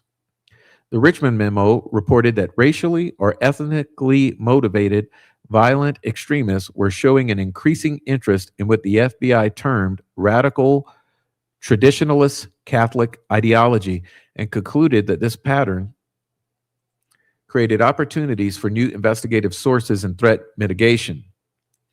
The memo made clear that only a small minority overall of Catholics adhere to radical traditionalist Catholic ideology and was careful to contrast it to mainstream Catholicism. Note, the small minority, according to the FBI, believes in the rejection of the Second Vatican Council as valid church council, disdain for most of the popes elected since Vatican II, particularly Pope Francis and Pope John Paul II, and frequent adherence to anti-Semitic, anti-immigrant, anti-LGBTQ, white supremacy ideology. To support its assessment, the Richmond memo cited the SPLC's website, which identified 9 radical traditionalist Catholic groups in the U.S. Adopting then presidential candidate Trump's weaponization mantra, Republican congressional leaders, including Senator Charles Grassley and House Judiciary Committee Chairman Jim Jordan, began to pressure the FBI to target the SPLC. As one example, Senator Grassley and Senator James Lankford wrote the FBI that they were deeply concerned that the FBI continues to use the Southern Poverty Law Center as a source for investigative reports and activities, despite its clear bias. See what I mean? That the FBI was coordinating with the FBI. Well, the FBI was coordinating with the SPLC just as the Biden administration was coordinating with the SPLC. These attacks were placeholders should Trump take office again. The current administration orders DOJ to investigate weaponization of the DOJ and FBI. When President Trump did take office in January 20th, 2025, official rhetoric about weaponization intensified. This was not just talk. In his inaugural address, President Trump declared that the vicious, violent, and unfair weaponization of the Justice Department and our government will end. He then signed an executive order titled Ending the Weaponization of the Federal Government, which stated it was now the policy of the U.S. to identify and take appropriate action to correct past misconduct by the federal government related to the weaponization of law enforcement, and directed the Attorney General to review the activities of the Department of Justice over the last 4 years and identify any instances where a department's or agency's conduct appears to have been contrary to the purposes and policies of this order. Then Attorney General Bondi carried out that directive by issuing a DOJ memorandum titled Restoring the Integrity and Credibility of the Department of Justice. The memorandum established the Orwellian-named DOJ Weaponization Working Group, tasked with reviewing, among other topics, the January 2023 Richmond memo, which according to the Attorney General suggested that certain Catholic religious practices were affiliated with violent extremism and criminal activity. This directive by the Attorney General placed the SPLC squarely in the administration's crosshairs. The next day, President Trump established yet another task force, the DOJ Task Force to Eradicate Anti-Christian Bias. On April 30th, 2026, this task force published a 565-page report detailing how the Biden administration's prosecutions, policies, and practices demonstrated anti-Christian bias throughout the federal government, which heavily criticized the SPLC and the Richmond memo. The SPLC continues to exercise its protected First Amendment rights. The attempts by President Trump to muzzle and intimidate the SPLC did not deter it from carrying out its mission. The SPLC continued to publicly criticize and challenge many of the administration's policy. For example, January 13, 2025, expressed concern about AG Bondi's record on civil rights. January 21st, condemning President Trump's pardon of the January 6 participants. February 25th, expressing concern over Harmeet Dillon's nomination for Civil Rights Division. March 6, publishing an article that many of President Trump's advisors had bigoted beliefs and racist ties. April 11th, condemning the passage of the SAVE Act in the House. June 11th, condemning President Trump's move to rename the military bases for Confederate leaders. November 20th, denouncing Trump's deployment of ICE to New Orleans. January 9th, 2026, condemning DHS Secretary Kristi Noem labeling protesters as terrorists. January 29th, 2026, expressing concern after the FBI raided a Georgia election facility for 2020 files.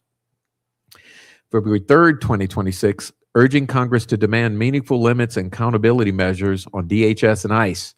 And April 1st, 2026, criticizing unconstitutional executive order targeting voting rights. Blaming the SPLC's annual publications for the murder of Charlie Kirk. In May 2025, the SPLC released its 2024 Year in Hate and Extremism report, which included a profile of Turning Point USA. The report expressed the SPLC's view that Turning Point USA's primary strategy is sowing and exploiting fear that white Christian supremacy is under attack by nefarious actors, including immigrants, the LGBTQ+ community, and civil rights activists. When Charlie Kirk was killed on September 10th, 2025, the SPLC condemned the act of violence the same day, saying violence only fuels division. Justice requires peace. At the tinderbox moment, President Trump blamed radical left terrorists. Similarly, in a familiar page in the Trump administration's playbook of going after those he declared his opponents, his go-to congressional Republicans joined his chorus to basically connect the SPLC with political violence, including Mr. Kirk's killing. Republican Representative Chip Roy wrote to House leadership requesting that a select committee be formed to investigate what he called the money, influence, and power behind the radical left's assault on America. He connected the SPLC to violence, proclaiming that, quote, "We have seen targets placed on the Family Research Council and Charlie Kirk by Southern Poverty Law Center, only to witness shootings toward each, including the tragic assassination of Charlie just this week after being placed on the SPLC's notorious hate map 3 months ago." What you got to say is fact. Okay, fact. Fact is, the Family Research Council and Charlie Kirk are placed on the SPLC's hate map and end up on the end of violence.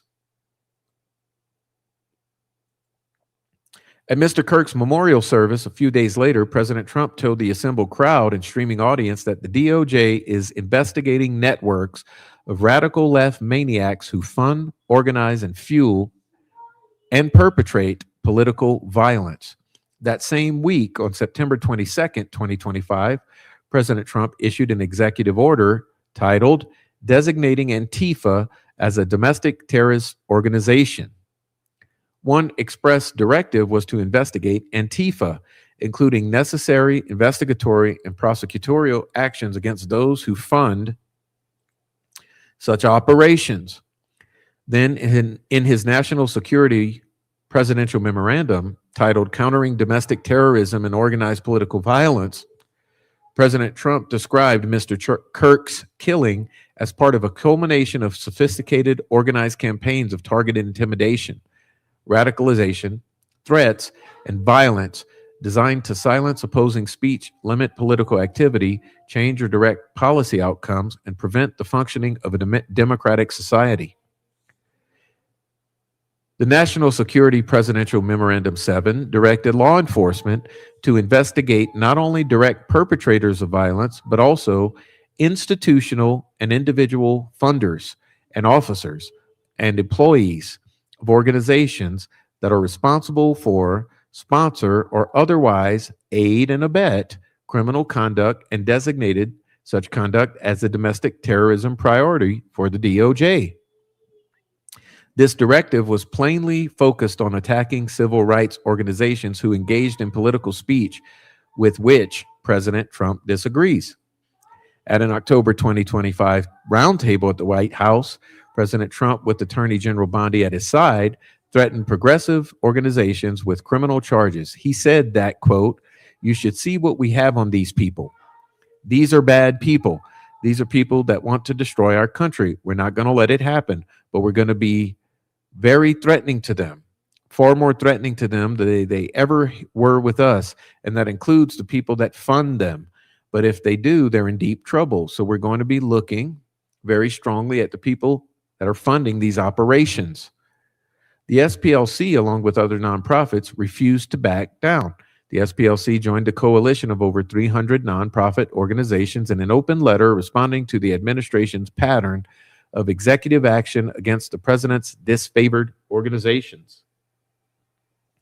The letter unequivocally rejected political violence. It stated no president, Democrat, or Republican should have the power to punish nonprofit organizations simply because he disagrees with them. It characterized the administration's actions as reprehensible and dangerous, efforts to defund and discredit and dismantle nonprofit groups in violation of the First Amendment. FBI Director Cash announces that the SPLC has inspired violence. 2 days after the SPLC signed this open letter, FBI Director Patel, who by his actions and statements has made clear that he sees his job as one to carry out President Trump's retribution campaign, announced the formal termination of any FBI collaboration with the SPLC, including attacking the hate map in particular. He falsely and without citing any evidence stated that the SPLC had inspired violence. The indictment of the SPLC in the DOJ press conference. As if written from false allegations made by President Trump, members of his administration and his allies in Congress on April 21st, 2026, prosecutors in the Middle District of Alabama sought and obtained an indictment of the SPLC. It accuses the SPLC of having funded, quote, "the leaders and organizers of racist groups, including the Ku Klux Klan, the Aryan Nation, and the National Alliance." No, this indictment clearly showed that.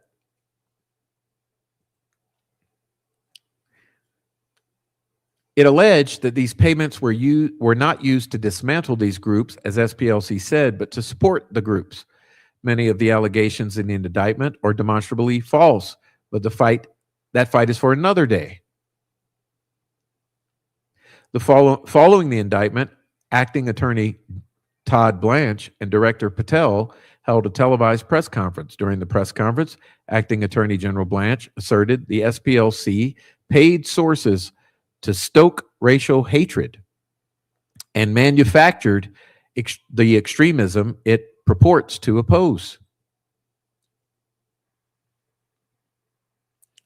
Acting Attorney General Todd Blanche makes false statements. Not only did Acting Attorney General Blanche escalate the rhetoric at the press conference, but he then appeared as a guest on the Fox News show, The Ingram Angle, as explained in more detail in the SPLC's motion to address the government's materially false statements and enforce rules prohibiting further prejudicial extrajudicial statements. Acting Attorney General Blanche falsely claimed the DOJ did not have information to suggest that the SPLC had shared information it learned from informants with law enforcement. Specifically, he stated, more importantly, there's no allegation or information in the indictment that suggests the SPLC shared the information from informants with law enforcement. There's no information that we have that suggests that the money they were paying these informants and these members of these organizations, they then turned around and shared what they learned with law enforcement. To the contrary, or else we would have known from their own words that they had given this money to these guys and we didn't know. As the SPLC's motion explained, the statement was affirmatively false. And DOJ knew it. No, it wasn't. He's just quoting what was in the indictment and what wasn't, and we just read through it. Counsel for the SPLC had met with then acting U.S. Attorney Kevin Davidson and detailed documents which evidenced the SPLC reporting intelligence from an informant to DOJ, which resulted in criminal charges.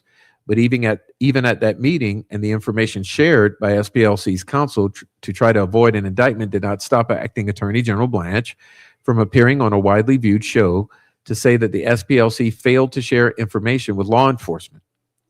The government has since acknowledged that Acting Attorney General Blanche's statement was erroneous.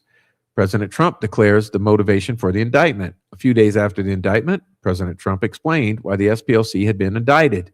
It had nothing to do with the SPLC breaking the law. It had everything to do with the SPLC's perceived political leaning. He posted on Truth Social. The Southern Poverty Law Center, one of the greatest political scams in American history, has been charged with fraud.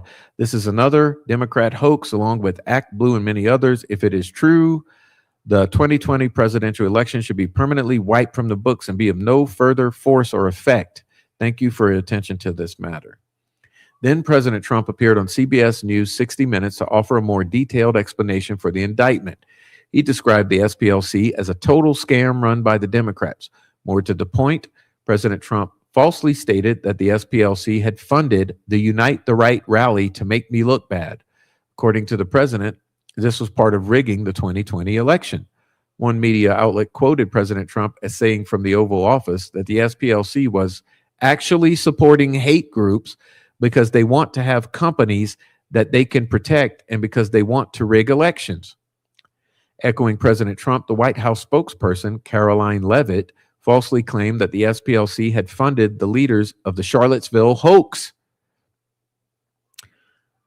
The Assistant Attorney General for Civil Rights, Harmeet Dillon, reported to seeking the position of Attorney General, was interviewed on April 24, 2026 by Newsmax. She explained the indictment of the SPLC is personal to her because she has seen a lot of journalist friends and groups that I've represented who have been targeted by the Southern Poverty Law Center. Based on the SPLC's targeting, Dillon said, it's about time that we see some accountability for the organization. In other words, high-ranking DOJ officials said that if the SPLC criticized one of Dillon's friends, criminal charges were the appropriate response. Argument. To punish a person beyond what he has done, what the law plainly allows him to do, is a due process violation of the most basic sort. Although a grand jury's finding of probable cause generally precludes courts from questioning the government's decision to prosecute, courts may analyze whether a prosecutor obtains charges out of a desire to punish a person for exercising his rights. The government has vindictively prosecuted the SPLC. If a prosecutor's charging decision results from the defendant's exercise of protected legal right, as opposed to the prosecutor's normal assessment of the social interest to be vindicated by the prosecution, then it is an improper penalty on the defendant. The vindictive prosecution doctrine aims to prevent the government from using the threat of a criminal prosecution to deter the exercise of constitutional rights. Most cases address a claim of vindictive prosecution based on government conduct after a case has been charged, upping the ante, and to punish a defendant's assertion of a protected right. Nothing that this circuit has either adopted nor rejected per se rule that the presumption of vindictiveness cannot apply in a pretrial setting. Judge John R. Gibson pointed out to other circuit courts which sought to evaluate the likelihood of a vindictive prosecution claim in a particular factual situation, and specifically noted the Fifth Circuit's totality of circumstances approach, in which a court looks at all the facts of a case. In a recent district court decision also addressed, a recent district court's decision also addressed the defendant's claim of vindictive prosecution for pre-prosecution speech, and found that because a defendant had presented sufficient evidence that a government's justification to prosecute him was pretextual, he could seek discovery into the government's true motives for pursuing the case. A court should consider a motion predicated on the government's attempt to deter people from exercising their rights because the law is especially concerned with the chilling effects when it comes to free speech. The same legal standards hold true in this case. The government may not prosecute the SPLC as a punishment for its protected speech. Such an indictment violates both the First Amendment and the Due Process Clause. To establish a vindictive prosecution claim, a defendant must show that the prosecutor acted with genuine animus toward the defendant, and the defendant would not have been prosecuted but for that animus. A defendant can make a showing by either showing facts that give rise to a presumption of vindictiveness or by offering evidence of a prosecutor's actual vindictiveness. That the actual members of the prosecution team who brought these charges did not make their own public statements of animus is no bar to a vindictive prosecution motion. Prosecution is vindictive when a prosecutor acts on his own animus or was prevailed upon to bring the charges by another with animus.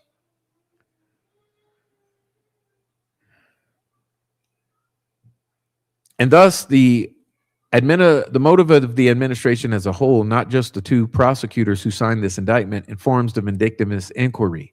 Beyond the statements of Mr. Blanche, Mr. Patel, and Ms. Dillon, federal whistleblower reports have accused top DOJ officials, including Associate Deputy Attorney General Singh, of having pressured prosecutors to rush to indict the SPLC despite concerns about the merits of the case. Indeed, just last week, another federal court dismissed criminal charges in part because Mr. Blanche and Singh directed a vindictive prosecution, another shift towards the demise of any presumption of regularly for this Justice Department. A defendant may show actual vindictiveness by proving through objective evidence that a prosecutor acted in order to punish him for standing on his legal rights. The record and timeline of what the SPLC has done and said carrying out its mission, combined with the president's criticisms that resulted in the indictment on this case, demonstrate the SPLC is being punished for repeatedly speaking out against President Trump's policy choices and for having criticized his political goals and allies. This expressive conduct warrants the highest protection because speech on matters of public concern is at the heart of the First Amendment's protection. The quintessential forms of direct evidence of genuine animus are statements from prosecutors and executive branch officials expressing improper motivations for bringing charges. Where a government admits that to bringing charges because of or in response to a defendant's past interactions with law enforcement, they may also constitute direct evidence of vindictiveness. The court need not look far to see direct evidence of the government's vindictive motive to punish the SPLC for engaging in constitutionally protected speech, expression, and political activity. In October 2025, FBI Director Patel said that the SPLC was a partisan smear machine that had inspired violence. On April 21st, 2026, Acting Attorney General Blanche and FBI Director Patel held a televised press conference where Acting Attorney General Blanche asserted the SPLC paid sources to stoke racial hatred and manufactured the extremism it purports to oppose. On April 21st, 2026, Acting Attorney General Blanche falsely declared on Fox News that the DOJ was not aware the SPLC had shared information it learned from informants as a way to undermine the SPLC. On April 23rd, 2026, President Trump said in a press conference in the Oval Office that the SPLC was actually supporting hate groups because they want to have companies that they can protect and because they want to rig elections, and that the SPLC is crooked as can be. On April 24th, 2026, President Trump posted on Truth Social that the SPLC was one of the greatest political scams in American history, and that it is another Democrat hoax, and if the allegations were true, the 2020 presidential election should be permanently wiped from the books and be of no further force or effect. On April 24th, 2026, Assistant Attorney General for Civil Rights Harmeet Dillon said on Newsmax that the indictment of SPLC is personal to her because she has seen a lot of journalist friends and groups that I've represented who've been targeted by SPLC. She praised the indictment as imposing some accountability based on the SPLC's apparent criticism of her friends and former clients. On April 26, 2026, President Trump appeared on 60 Minutes to blast the SPLC as a total scam run by the Democrats to state falsely that SPLC funded the Unite the Right rally to make me look bad. Beyond these examples, President Trump and his Justice Department have long expressed their desire to investigate and charge the SPLC based on the SPLC's protected speech. For example, they directed the DOJ and FBI to investigate groups that supposedly were part of the weaponization of these two agencies during President Biden's term in office.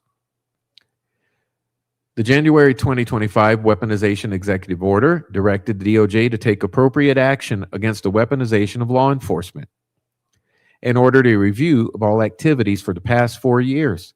That directive encompassed the controversy over the Richmond memo that congressional Republicans had fomented since February 2023. AG Bondi then directed the DOJ's new weaponization working group to review the Richmond memo's conclusions, more directly linking the prosecutorial efforts of the SPLC. In addition, President Trump unquestionably disagreed with the SPLC's partisan views as a source for the SBI.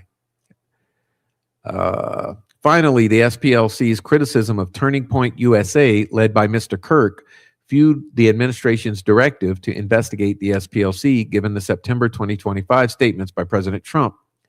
The related Antifa executive order, the Antifa Roundtable, and where President Trump directed the DOJ to investigate Antifa supporters and funders and Director Patel's accusation that the SPLC inspired violence. Taken individually, but especially together, the evidence of actual vindictiveness clearly establishes that the government's justification for charges is pretextual. Even if there was no evidence of actual vindictiveness, a presumption of vindictiveness clearly rises from the unique circumstances of this case sufficient to shift the burden to the government. In the pretrial context, a presumption of vindictiveness may arise if the facts of the case form a realistic likelihood of vindictiveness.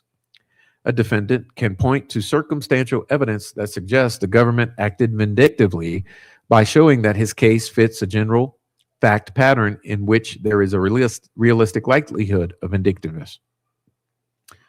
For example, in dismissing the indictment against Mr. Abrego Garcia, the district court there found that the government had not rebutted the presumption of vindictiveness. As evidence to support the presumption, the court relied on statements by Mr. Blanche that the DOJ reopened its investigation after Mr. Garcia challenged his deportation, leading a Maryland federal judge to question the executive branch's deportation decision.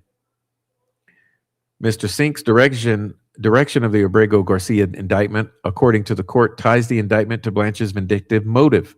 The court found that the credible objective evidence shows that but for Abrego Garcia's successful lawsuit, the government would not have indicted Abrego Garcia.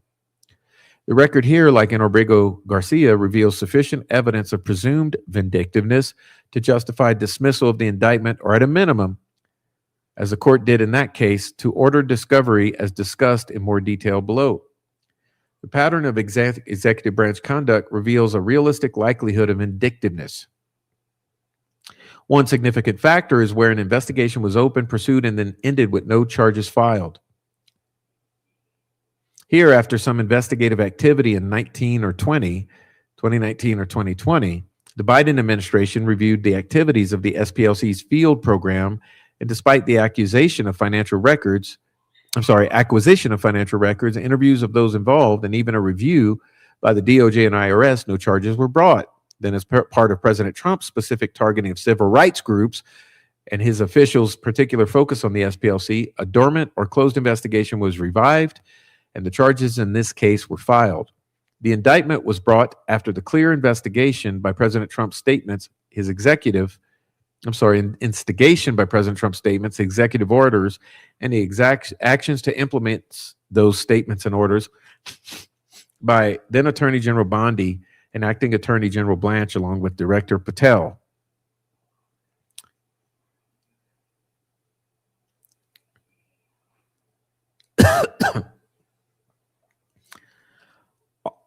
U.S. versus PHE is also instructive. In PHE, letters exchanged between the U.S. Attorney for Utah and the Attorney General revealed a coordinated effort to conduct a multi-district investigation and prosecution of a company that distributed sexually explicit magazines and other material, protected speech that the leadership did not like. Attorney General Meese formed a special group of prosecutors, a national obscenity enforcement unit, to implement the directive to punish companies who distributed sexually explicit material. The 10th Circuit Court found that defendants had satisfied their burden of showing that the indictment is the tainted fruit of a prosecutorial attempt to curtail their First Amendment protected speech, despite the involvement of a neutral prosecutor, and remanded the consideration for causation. Along the same lines as PHE, President Trump directed then Attorney General Bondi, through executive orders and his own post, to take action against anyone perceived to have contributed to the weaponization of the FBI or DOJ during the Biden administration. Last summer, he implored Bondi in a message inadvertently posted on Truth Social to take quicker action, saying that several of his political enemies were guilty as hell, but nothing is going to be done. Excuse me. Do you actually believe that President Trump would ever inadvertently post a post? Come on.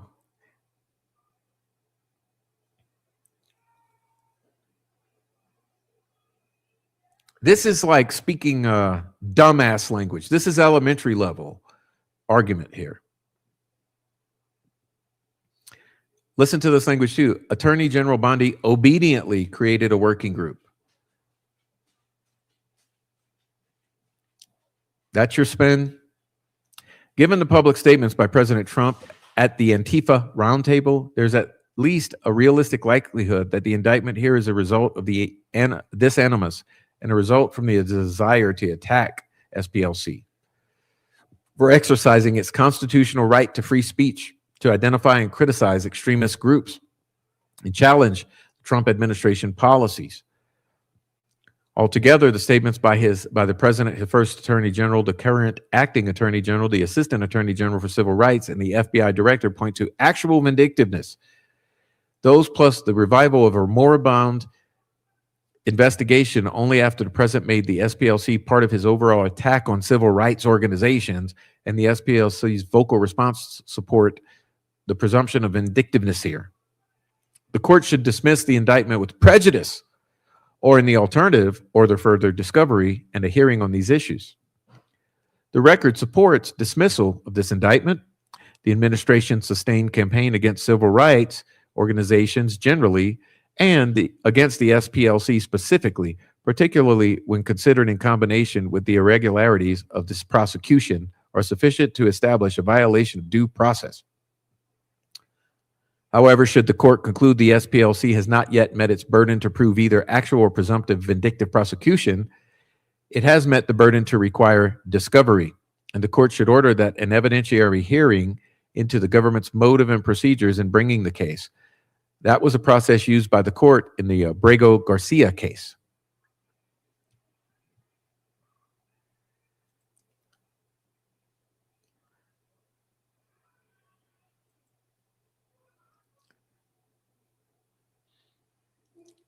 Other district courts have applied a some evidence of vindictiveness standard to order the government to provide discovery and an evidentiary hearing on such claims. For example, U.S. v. Abrego Garcia, the court found Mr. Abrego Garcia had made the requisite showing that he had exercised his constitutional rights. The court also found ample evidence of actual vindictiveness based on the statements by Deputy Attorney General Blanche describing the improper reason that the investigation had begun. The court cautioned that discovery was warranted and necessary to see if there was evidence tying Mr. Blanche's statements to actual decision makers. The district court also found Mr. Abrego Garcia had made the requisite showing of presumed vindictiveness to obtain discovery because the government had a significant stake in retaliating, and the timing of the government's decision to reopen a closed investigation from 2 years earlier demonstrated potential unreasonableness of the prosecution.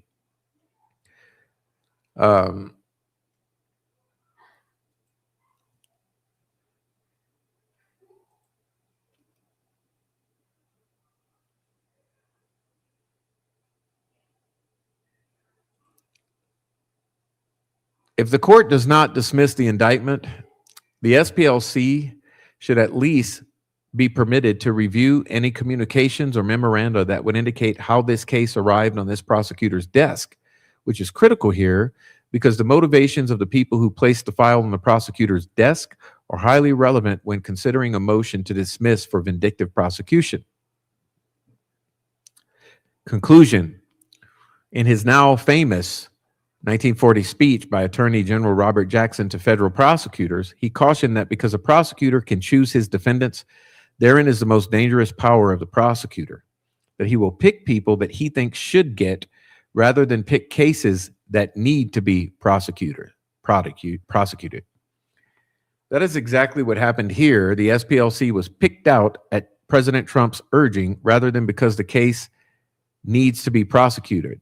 But the law does not allow such targeting. At its heart, this indictment seeks to punish the SPLC for engaging in constitutionally protected speech with which the administration disagrees. The proper remedy here is dismissal of the indictment with prejudice. In the alternative, the SPLC requests the court order that the government produce discovery on these issues and schedule an evidentiary hearing regarding the same.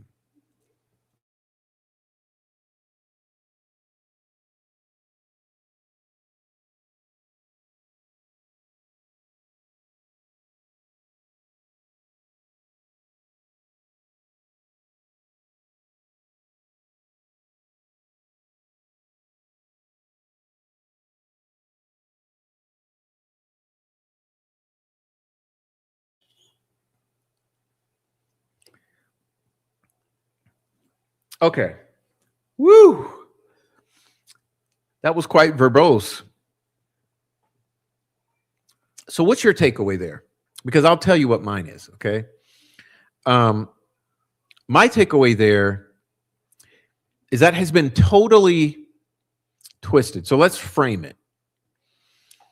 So they're asking for dismissal for vindictive prosecution, okay? And as evidence of the claims of vindictive prosecution, they have invoked the what do you call it? The circumstantial claim, which is to say, this is in vindictive prosecution. You should dismiss it with prejudice immediately. Because circumstantially, we can declare that it's vindictive. And I don't know if you noticed, but the entirety of that, which was rather long, I mean, my eyes are like hurting. I think that was 45 pages or so. Okay? That was a lot of damn reading. The entirety of that was a political argument to say, here's an entire 45 pages of political victim playing to say, because this one wrote this in executive order, this one said this one said this other one said this other one followed a directive, in their role because of all of these political actions that happened way out here circumstantially. You should find that the facts set out in the indictment are overborne or outweighed by the circumstantial political environment which we are claiming is resulted in this vindictive targeting. But what's odd here is they internally, in the midst of those 45 pages or so, they reference that this investigation actually got underway during the Biden administration. So in other words, many of these issues, including the bank records and all of that, had already been subpoenaed, gathered, and put underway during the Biden administration. So it seems that the FBI was gathering, or the DOJ in collaboration with the FBI in some way, they were all gathering this evidence and starting to look into these financials and communications all the way back in the Biden administration. And that this didn't spring on them until today or this week, a week ago. Or to be honest, back in April, as I mentioned, when it first sprung on them. But there's a lot more clarity in this one that was superseding a week ago. I think it's a very flimsy argument. In other words, asking for a motion to dismiss in that way, how compelling did that seem to you guys? I mean, it's funny because I didn't see any emails proving vindictiveness or collusion. I didn't see any whistleblower testimony from someone in this chain of command here that came forward and provided witness testimony. This is all just like watching the news and clicking on websites and then gathering little nuggets here and there and kind of putting it all together into a cloud and saying, circumstantially, we're asserting this is vindictive. So, as I look into the record here, so I'm going to back into the record here. All right, so let's see when that was attached. That was filed. I know I've already told you, but May 26th, okay, motion to dismiss for vindictive prosecution.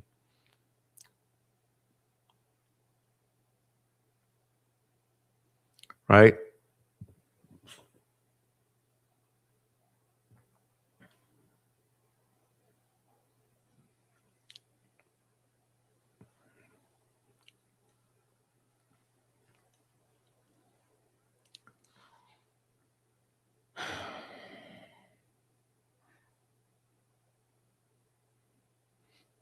Now,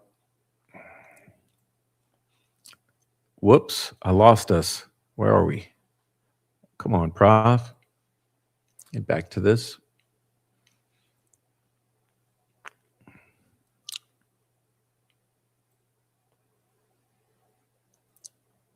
Okay, so here's the next one. So right here, what happened here is the federal government filed a motion for protective order, okay?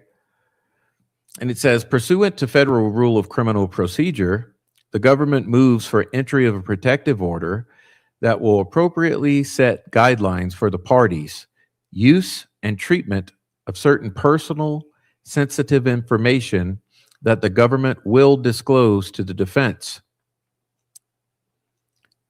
The defense's position on the motion is unknown. The government shows the following in support. The indictment in this case alleges that the SPLC committed wire fraud, made false statements to financial institutions, and committed money laundering conspiracy. The discovery includes materials that contain banking information and personally identifying information of unindicted individuals. Redacting this information would substantially limit defense counsel's ability to fully understand the U.S.'s evidence and prepare a defense. Redacting this information would also be unduly burdensome and subject to error given the volume of discovery, and would not be feasible for all native format non-PDF documents within the production. As a result, the government seeks an order to protect the confidentiality of the documents and materials disclosed to the defense by the federal government. The U.S. respectfully requests that this motion be granted and that the court enter a protective order which would allow the following. Order the defense counsel, okay, let me come closer for this because this is very interesting here. Okay, this is about discovery. Order the defense to only share discovery with defendants, counsel support staff and investigators, or experts working with counsel to the extent necessary to provide a defense in this case, including any direct appeal. Prohibit the defense from leaving discovery material containing personal identifying information in control or custody of the defendant or any person not a professional member of the defense team. Limit the defense counsel from providing copies of discovery to any potential witnesses, except for the witness's own statements or records. Require that the defense counsel, prior to sharing discovery with any member of the defense team, notify the person receiving discovery materials of the existence of and contents of this protective order. Require any party who seeks to file any portion of discovery in this case as an exhibit to a pleading to file it under seal or make appropriate redactions. Subject any use of AI to the prior written consent of the government. Require that if the defense counsel seeks to disclose discovery to any individual in a manner not consistent with this order, defense counsel must first advise the government, and the parties should attempt to reach an informal resolution or agreement in the matter. If an agreement cannot be reached, defense counsel shall apply to the court for relief, and order that this protective order will survive the final termination of this case, including the direct appeal.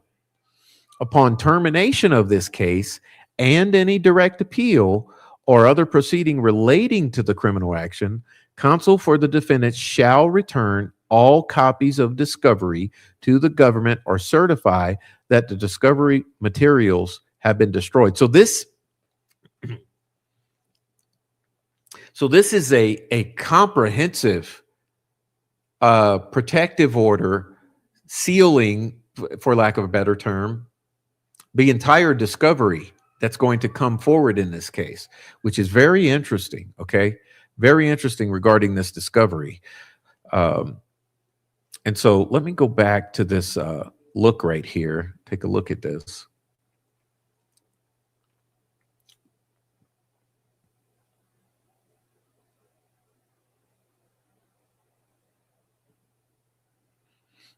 Okay. So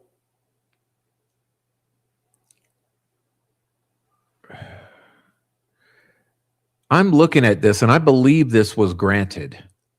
Okay. Now let me go back to our next one. So this is very, very strange here. Listen to this. Very, very strange. So you can see here, then the Southern Poverty Law Center files a motion to disclose the entirety of the transcripts of the grand jury proceedings. Okay?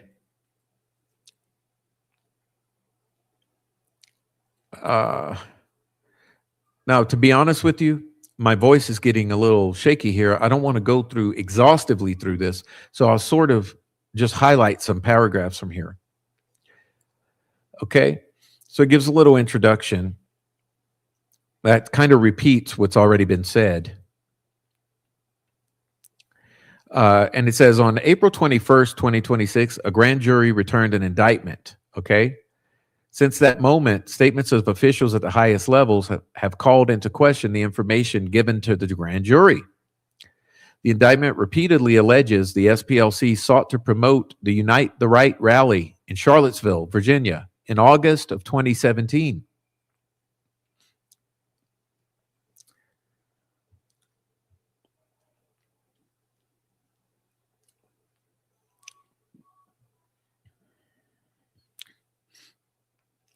The SPLC used the informant program to gather detailed information about the risk of violence at Charlottesville. The information was memorialized and provided to law enforcement, including the FBI's Mobile, Alabama office, the very office leading the investigation of this case in advance of the rally in the form of a 45-page event alert. That document warned the FBI of the specific individuals likely to attend the rally and foment violence, providing not only names and pictures, but specific details about associates' backgrounds and criminal histories. For some of the individuals identified in this event alert, the SPLC even provided details about those individuals' weapons of choice based on intelligence gathered through the informant program. In addition to the false claims about the Charlottesville Unite the Right rally, administration officials have made repeated false and highly prejudicial statements about the SPLC and its activities, including the fanciful and baseless claim that the SPLC is giving money to the KKK, an allegation not even supported by evidence or contained in the indictment itself. In announcing the charges, Acting Attorney General Blanche asserted that the SPLC paid sources to stoke racial hatred and manufactured racism to justify its existence during meaning to justify the SPLC's existence. During an appearance on Fox News, Director Patel escalated the rhetoric, claiming the SPLC turned around and paid the leaders of those very extremist groups and used donor funds to sow discord and hate. And in the naked display of politicization and partisanship, President Trump posted Southern law, whatever it is, has given money to KKK. They're supposed to protect people, and they're paying all these people, crooked as can be, millions of dollars going all to all these people that they're supposed to be protecting from. The president reiterated in another post, the Southern Poverty Law Center, one of the greatest political scams in American history, has been charged with fraud, calling the SPLC a Democrat hoax and attempting to link the fraud charges to his broader debunked claim of election interference. Thus, these repeated false and prejudicial remarks not only violate Justice Department norms and long-held principles of federal prosecution, but illustrate, among other things, the stunning and blatant irregularity, politicization, and manifest risk of prosecutorial misconduct. The grand jury serves the invaluable function in our society of standing between the accuser and the accused to determine whether a charge is founded upon reason or was dictated by an intimidating power or malice and personal ill will. Okay? Under Federal Rule of Criminal Procedure, a court may order the disclosure of grand jury materials at the request of a defendant who shows that a ground may exist to dismiss the indictment because of a matter that occurred before the grand jury. Before. While there is a long-established policy that maintains the secrecy of grand jury proceedings, court may order disclosure of grand jury transcripts under Rule 6E3E2 when defendants establish particularized need that outweighs the interest in maintaining grand jury secrecy.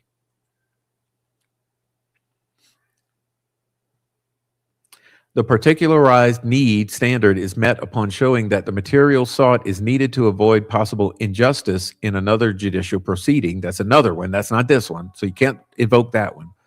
Or the need for disclosure is greater than the need for continued secrecy, and the request is structured to cover only material so needed. The substantial likelihood that the government carried gross misrepresentations of material issues into the grand jury proceeding warrants disclosure of grand jury materials. Okay?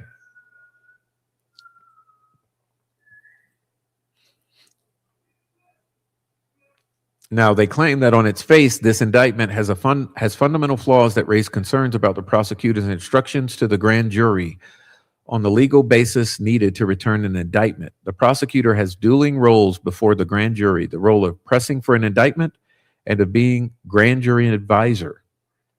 Improper instruction as to the legal elements of each count that led the grand jury to return an indictment that is based on conduct that is not criminal as a matter of law would cause grave doubt. Yeah, but the thing is, these things laid out in this indictment are criminal charges and criminal matters of criminal law. For example, the indictment charges false statements to a federally insured bank. The indictment is devoid of any allegation that the SP made the statements charged in counts 7 through 10 with the intent to influence the bank's actions. And the 11th Circuit's pattern jury instructions explain the heart of the crime is the attempt to influence the action of the institution by knowingly or willfully making a false statement or report. The essentiality of the intent requirement under Section 1014, combined with the complete absence of any such allegation in the indictment, further suggests that the grand jury was not properly instructed on the law. Similarly, counts 1 through 4 charge wire fraud. While the indictment quotes various portions of the Splc website,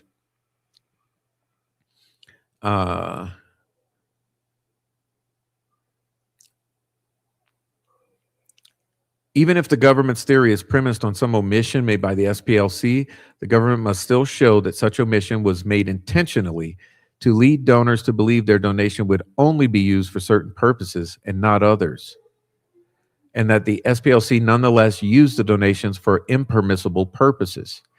These concerns about misstatements to the grand jury are not abstract or speculative. Indeed, they are consistent with a small but growing body of case law involving the precise situation we see here. Okay?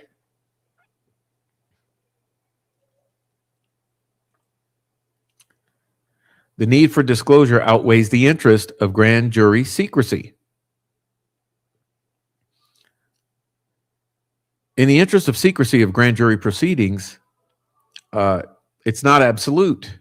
The presumption of grand jury secrecy can be overcome in instances, such as the case here, where the need for disclosure is greater than the public interest in preserving grand jury secrecy.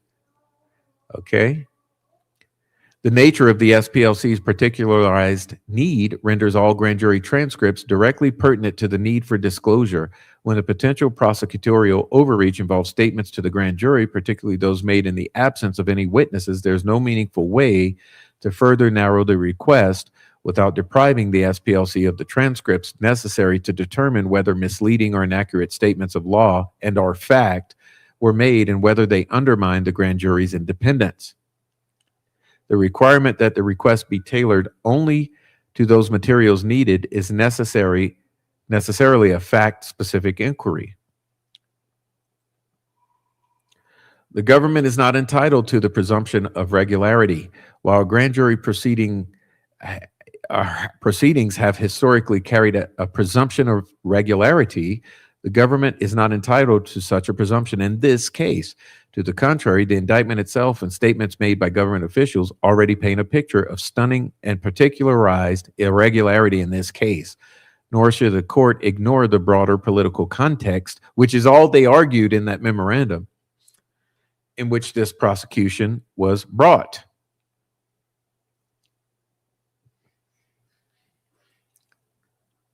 These irregularities include the Justice Department's failure to subpoena or even contact the Splc during the investigation. Yeah, because I think it was a sting.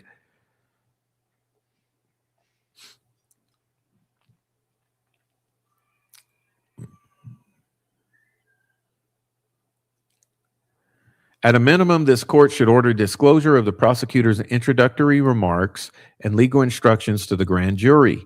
Unlike the substance of grand jury proceedings, a prosecutor's introductory remarks and legal instructions provided to the grand jury are not presumptively covered by Rule 6E's secrecy requirement and does not require a particularized need. Commentators have noted that grand jury secrecy does not govern matters such as a court's charge to a grand jury.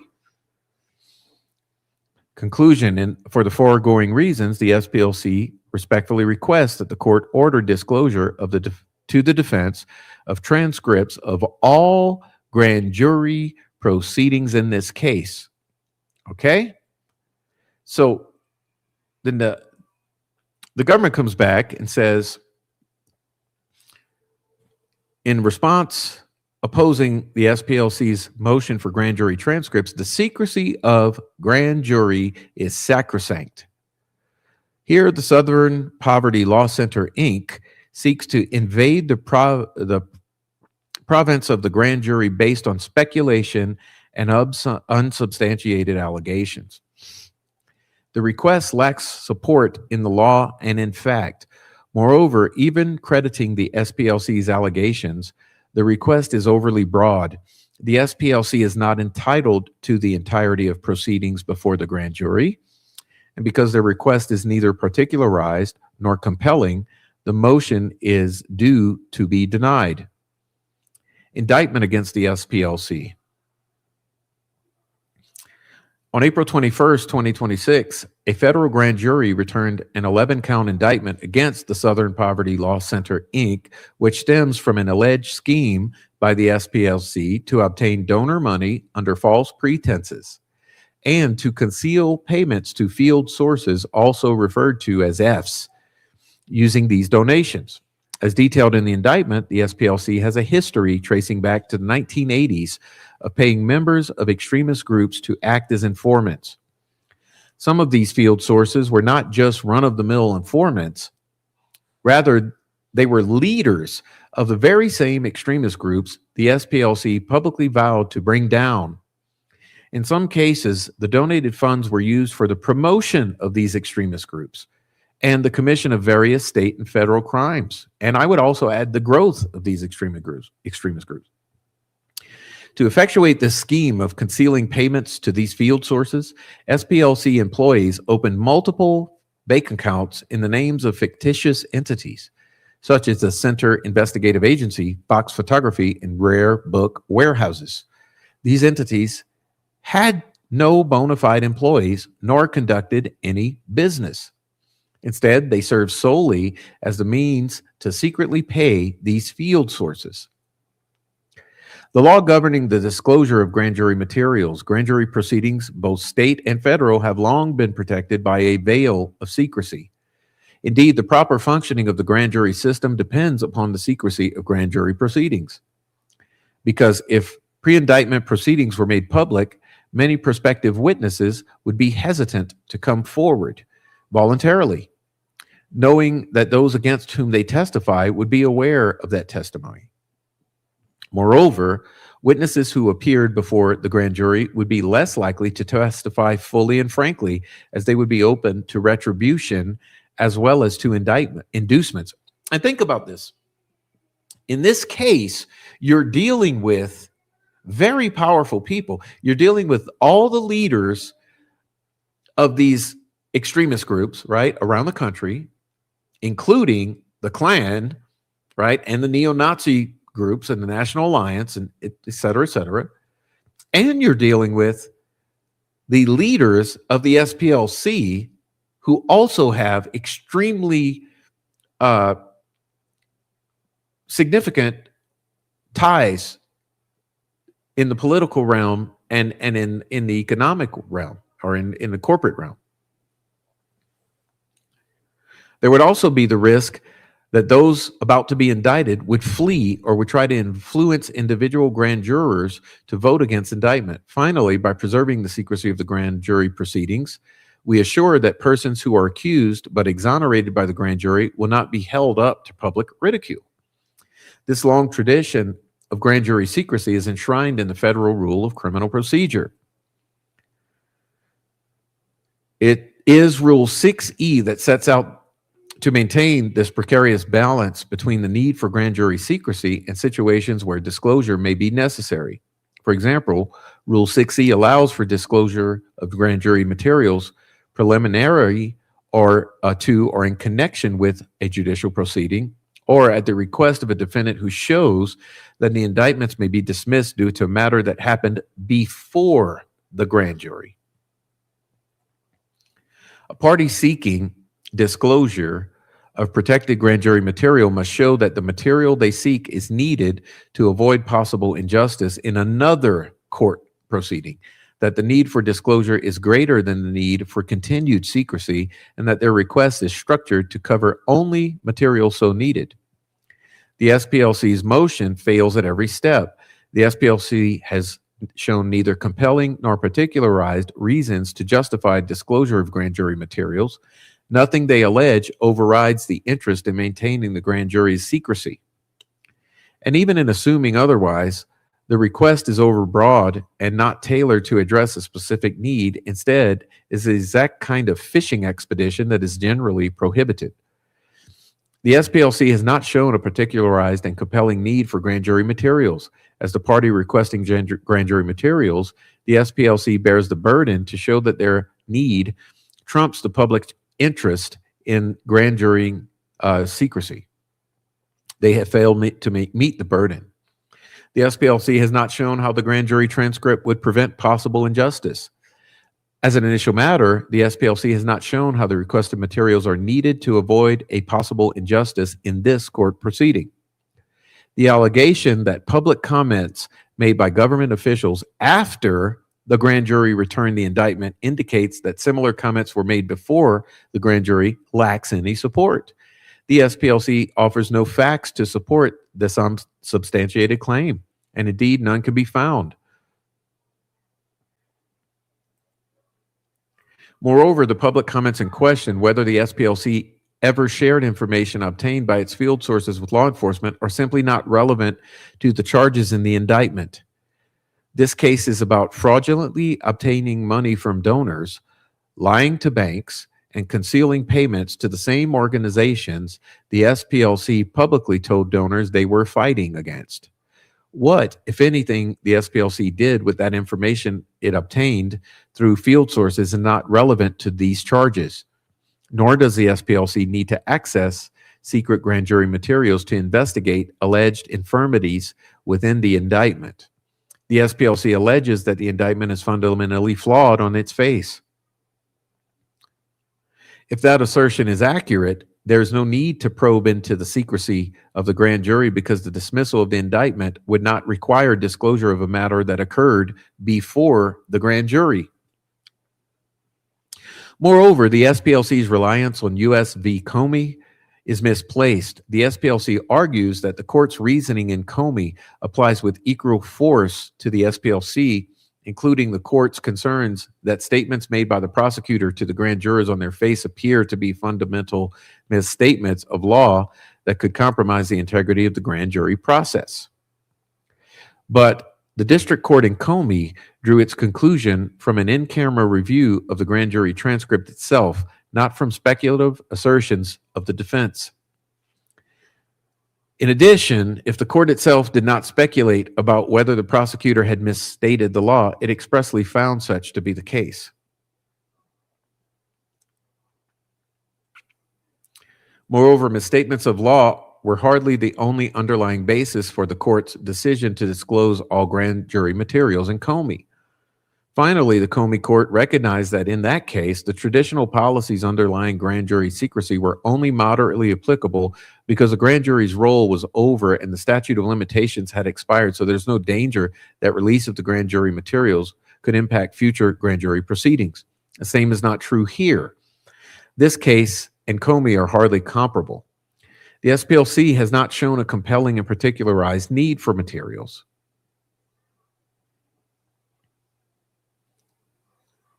The SPLC has not shown a compelling and particularized need for disclosure. To do so, the SPLC must show that the circumstances had created certain difficulties peculiar to this case, which could be alleviated by access to specific grand jury materials, without doing disproportionate harm to the salutary purpose of secrecy embodied in the grand jury process.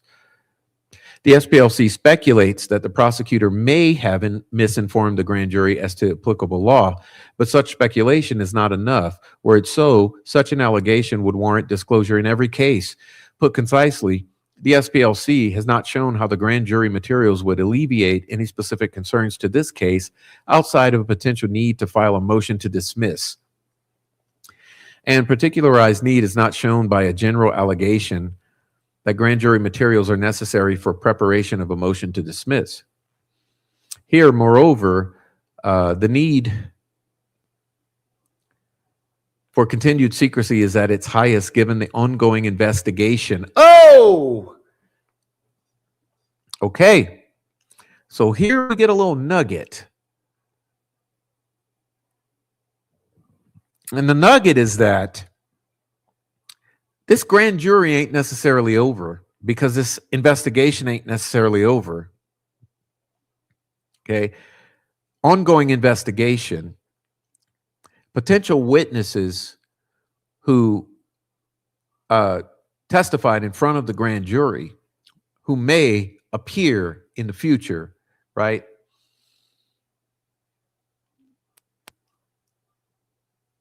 The investigation is ongoing. Moreover, additional factors such as the nature of the charges and investigation into a complex financial scheme, the potential use of cooperating witnesses, and the possibility of superseding charges. Remember what I said at the first hour? We don't have all the charges yet. This is the tip of an iceberg. Remember, even the wire transmission charges alone, only those 6 charges are only on one particular day.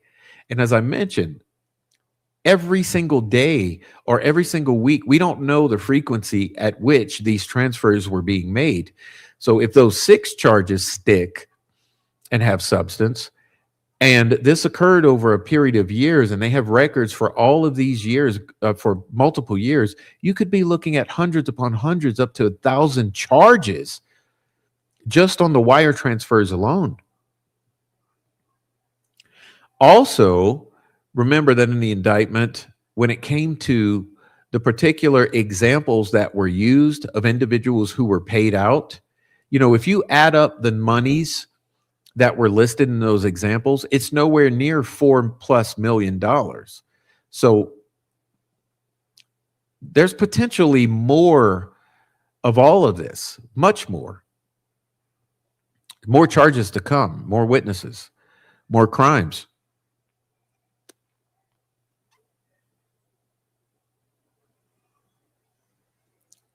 Grand jury secrecy serves to protect the identities of witnesses or jurors, the substance of testimony, the strategy or direction of the investigation, the deliberations or questions of jurors, and the like. Okay?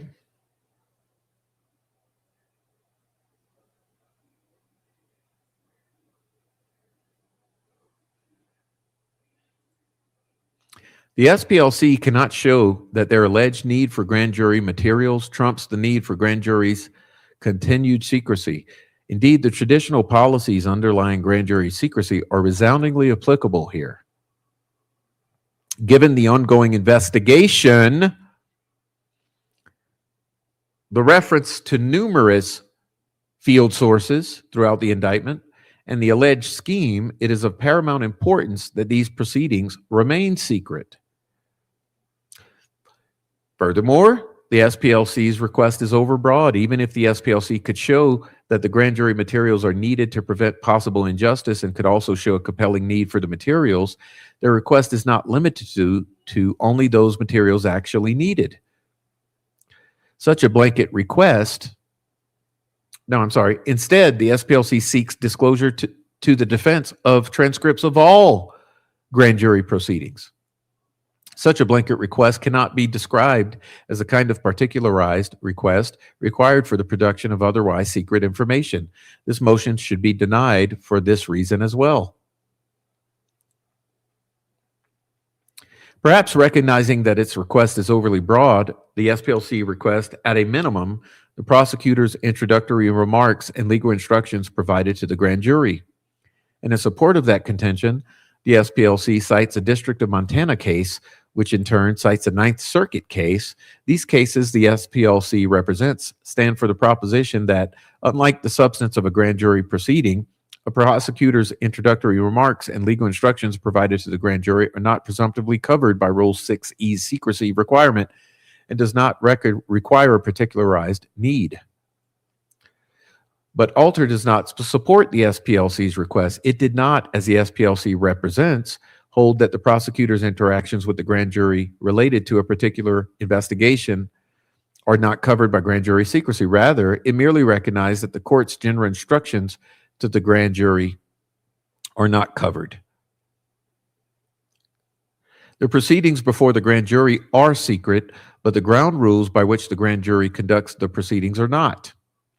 In any case, the SPLC has failed to cite any authority in the 11th Circuit, binding or otherwise, in support of its contention that the prosecutor's remarks and instructions to the grand jury are not covered by grand jury secrecy.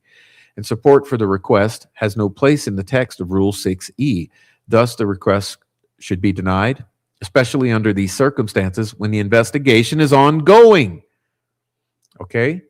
Signed May 5th, right?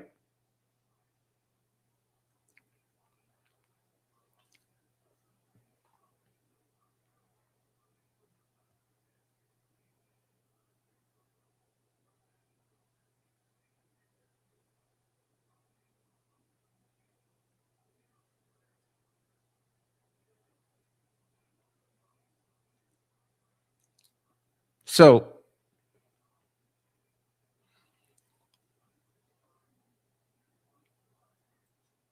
just a moment.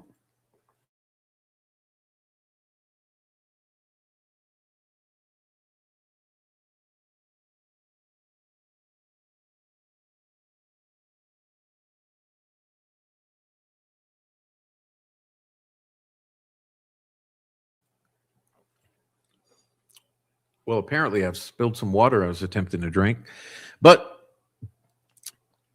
that's where we are. Okay, that's where all of this stands as of this date. Very, very interesting thing we're looking at.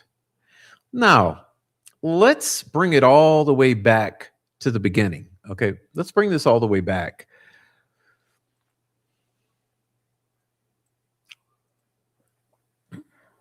Who of any of us out here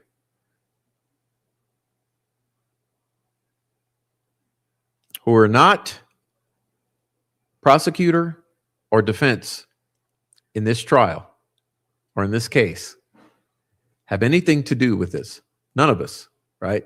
None of us at all have any effect, have any sway over what transpires in this court, okay? So if we take a look at this thing, you go back to April 21st, 2026. This indictment drops, okay? All of these things we've just been through, all of this posturing back and forth has already happened, right? Some of this is still in limbo land. But at the end of the day, for this grand jury to bring this sort of indictment, just as in the Jaredamos gambling organization sweeping indictment, there has to be something there, especially if what they're tracking here goes back at a minimum to 2010 when they started tracking, when it appears that they have records of all of these financial transactions. Okay, so if it can be, so in other words, for it to be carried forward from the grand jury and an indictment be dropped, there had to be something there in terms of evidence of crimes committed. Witnesses, documents, financials, The likelihood that this just drops off and goes away and is dismissed, it's literally zero. Literally zero likelihood this goes away. Now, I want you to look at it from the other side. What if this is true and is the opening salvo of a RICO? Okay? In other words,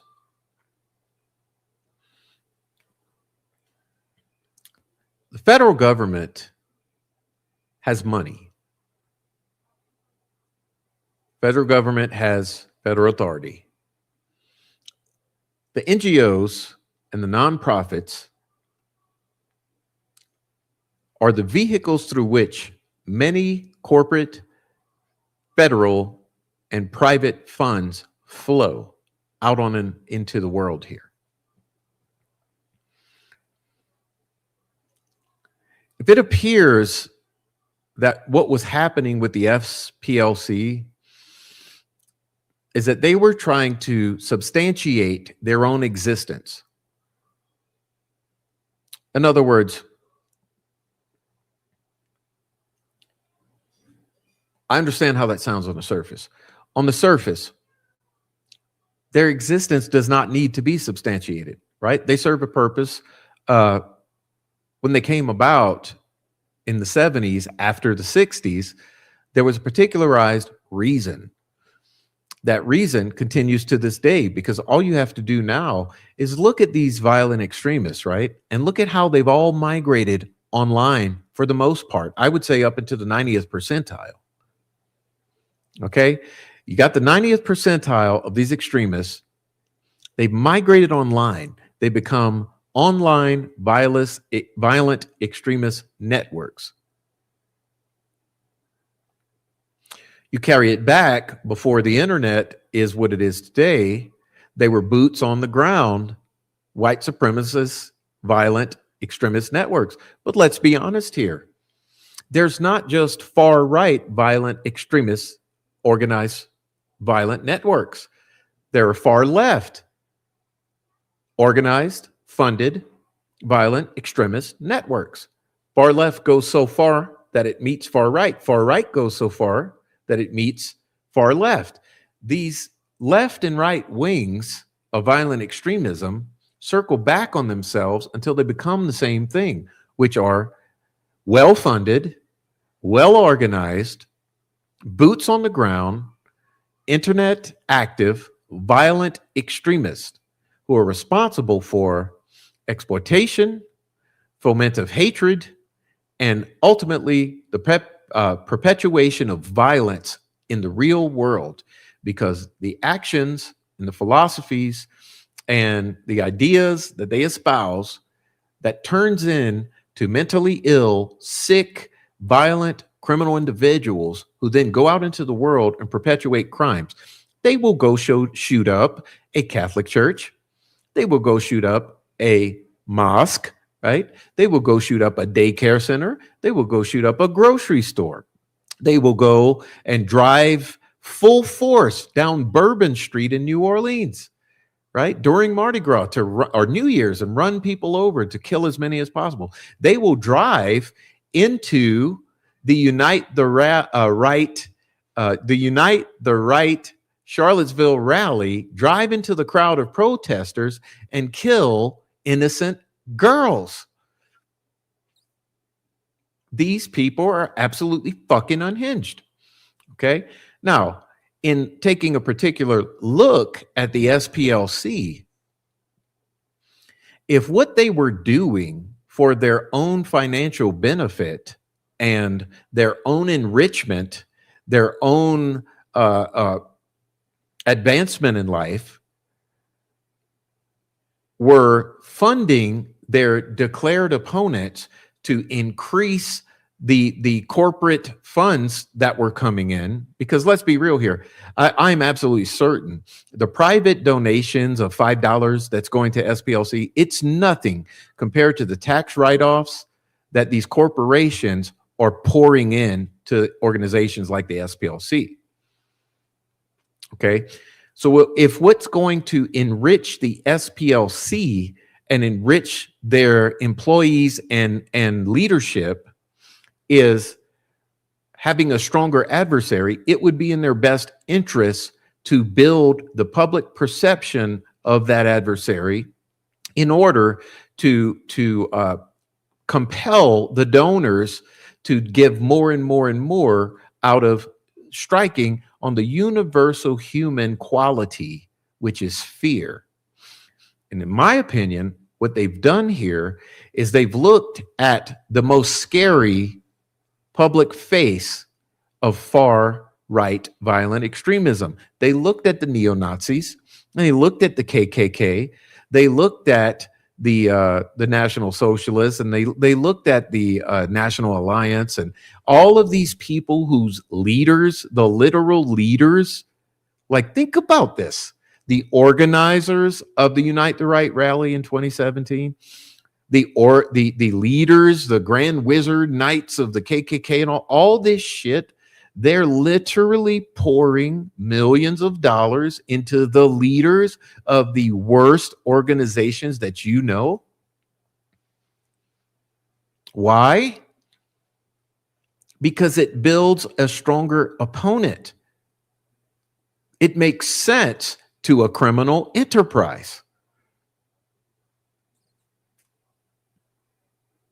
And it's really my takeaway of what has happened here, where you start with an organization that was founded by civil rights lawyers for good purposes, with a good objective.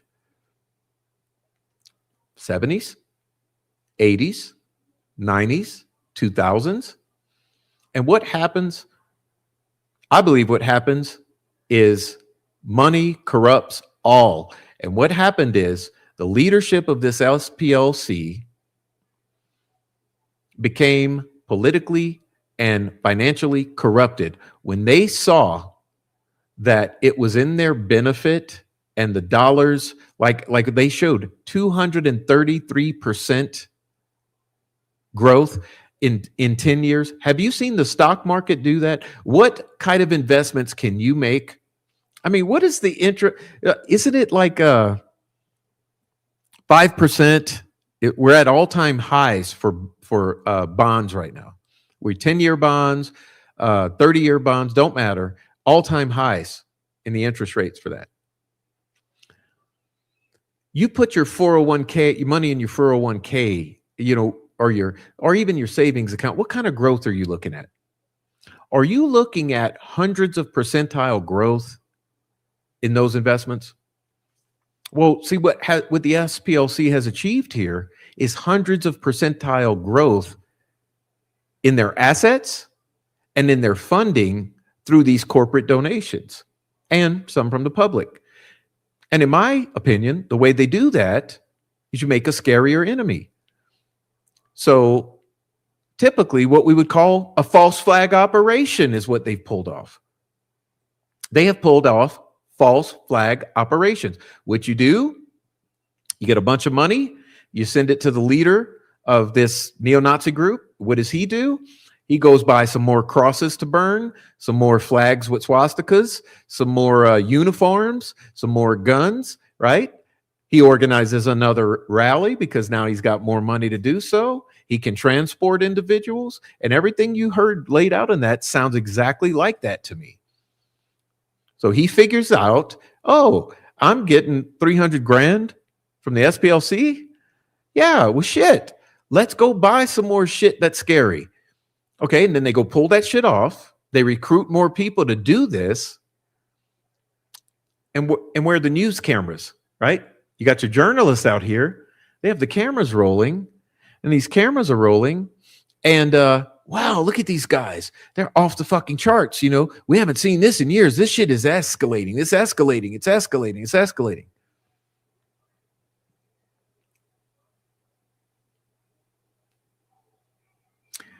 And all of that goes into the media. It goes into print media. It goes into internet media, and it goes into the news media.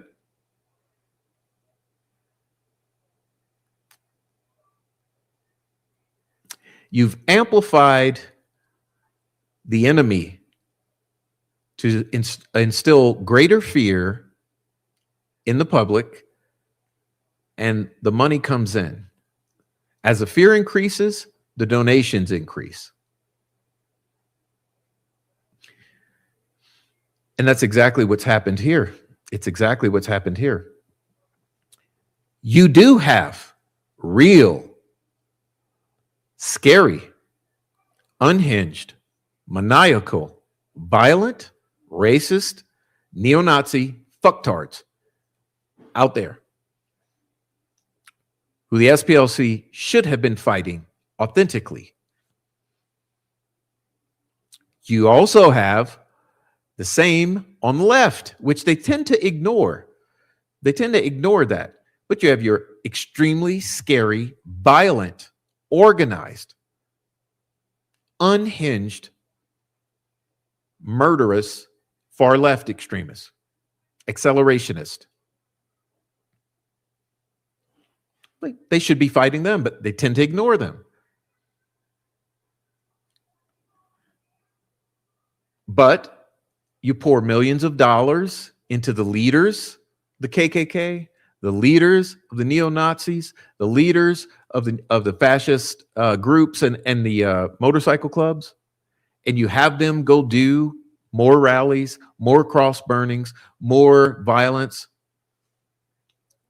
and you film it, you broadcast it. Remember what they were alleged for doing. The very monsters that they were featuring on their website as the worst monsters in the United States. Here's your profile for this monster. By the way, we just gave him $350,000. There's no other way to explain it. There's no other way to explain it. Money is the root of all evil. The SPLC got corrupted. It decided to open up those funding pathways by creating scarier monsters who instill greater fear, which will make those donations pour in. And now they're fucked because everything in that indictment seems pretty substantial to me. It ain't going anywhere. And as I mentioned, it's probably just the tip of an iceberg. The more dominoes fall in that scandal, there are going to be other scandals open up. Because just like you look at some of these events that have happened, and you see these anomalies. We always called them feds back in the day because we'd be looking at these things, right? And you'll be looking at an incident and you're like, okay, that's a normal neo-Nazi fucking whack job little gathering there, right? You're looking at it and you're like, whoa, man, that's fucking retards. And then what happens is, camera's rolling and you see, I don't know, 6 to 12 guys come into the frame who are squeaky clean, who don't look anything like anybody else out there. They look extremely out of place. And this goes back 20 years. And we've been looking at them and be like, those are your feds. Those are your feds. Look at these fucking Fed boys. These Fed boys are coming into these rallies. How fucking odd is that? Why would the Fed send them in? And it's been the same with the protest over the years that we have come to know as the Black Lives Matter or Antifa riots, where you have normal people who are out there protesting, doing their free speech piece. And then suddenly you have these guys come in who are all covered from head to toe where you can't identify them. They look out of place. They look well funded. And what do they come? They come in and they light the fires and burn the businesses down, right? They ratchet up the violence. So whether it's the far right events, the far left events, you get the same outcome. You get these people come in totally disguised and they ratchet up the violence, cause shit to go absolutely insane. And you're wondering, who the fuck are these people? And how are they so well organized and well funded? And I think we just found out. And that's my take on it. And it's odd that we have this coming down at the same time as this Greek mafia thing's coming down. And I would guarantee you, if this is just the tip of an iceberg, this is going to turn into a RICO. How many other organizations do you think are going to be stitched into this as people start to roll? You know, as people start to roll. How about those leaders of these groups? You know, they reference the leader of this group and that group and this. What if those leaders, they're not going to want to face prosecution for taking that money and for funding this shit? Remember how it said that not only were they, let's go back to it.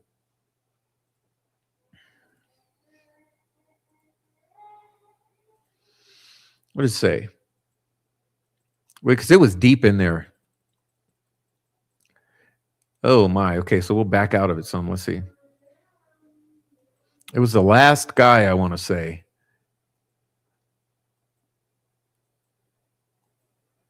Okay, it's one of these.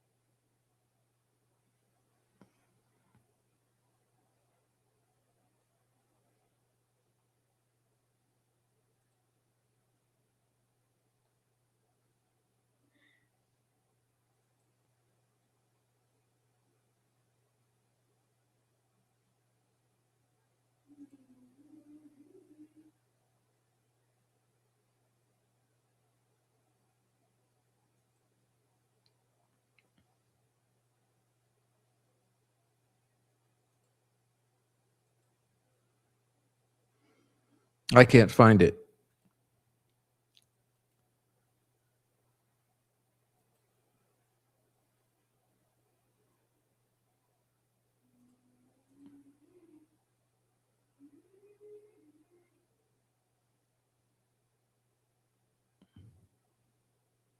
Oh yeah, this one. This is it.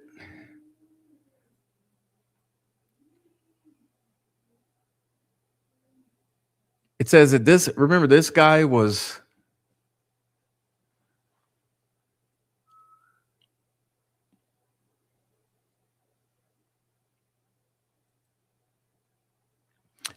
used the donors' money to travel to rallies, to host rallies, to donate money to the leaders of other extremist organizations. So in other words, the money he's getting, you know, remember, how much is this one getting? So this one's getting $70,000. Okay, he's getting $2,500 a month. And what does he start doing? Not only is he hosting rallies, he's traveling to rallies, but he's donating some of this money to other leaders of other domestic terrorist organizations, right? And he's publishing racist extremist material with this, both inside and out of prison, trying to recruit. And isn't this the guy that's tied to the Aryan Nation? You know? No, the KKK, National Socialist Party, Aryan Nation. Yeah. Yeah, he's the leader of a faction of the Aryan Nation. And so what he's doing is using some of this SPLC money he's receiving to grow the Aryan Nation in the prisons, donating to other Aryan Nation factions. I mean, come on, man.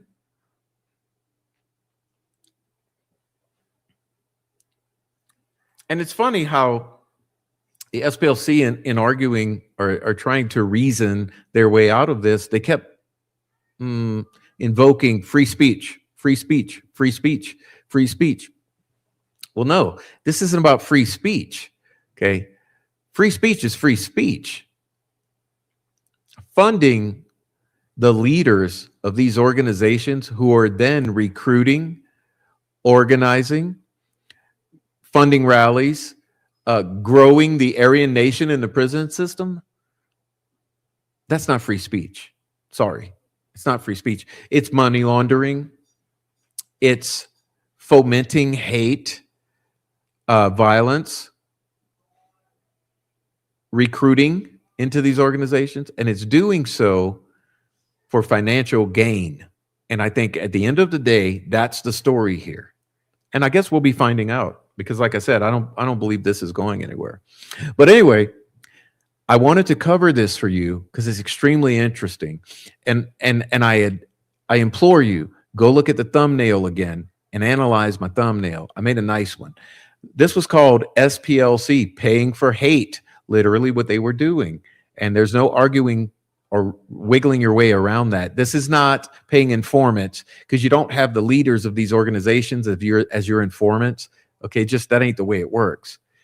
You don't increase the propaganda. You don't do extra cross burnings and extra rallies because you're an informant. You don't do those things as informants. So it's a catch-22 here, but I think it's going to be a bad situation. I think there's going to be more to come, and we'll be tracking all of this sort of stuff. And I think this is going to turn into a RICO, which is going to be one of the ones we're going to be tracking. But SPLC, paying for hate. It's never what you think it's going to be. It's always something else. And what do you know? But I want to thank everyone for being here. And really, I'm sorry that it wasn't the most entertaining show. This is not the nicest stuff to read through. But thanks for being here nevertheless. Thanks for joining the chat. Leave your comments down below if you see this on the replay. I'm going to be following this story. You bet your sweet ass I will. Anyhow, I'd like to thank everyone for being here. It's gotten late. So thank you to everyone. God bless and I love you. Good night. Look, Matt Payton, Who's Her Daddy? Luis Cuevas, my main mod Deb, 4 Pit Bulls Across America, Becky B33, American Night Mom,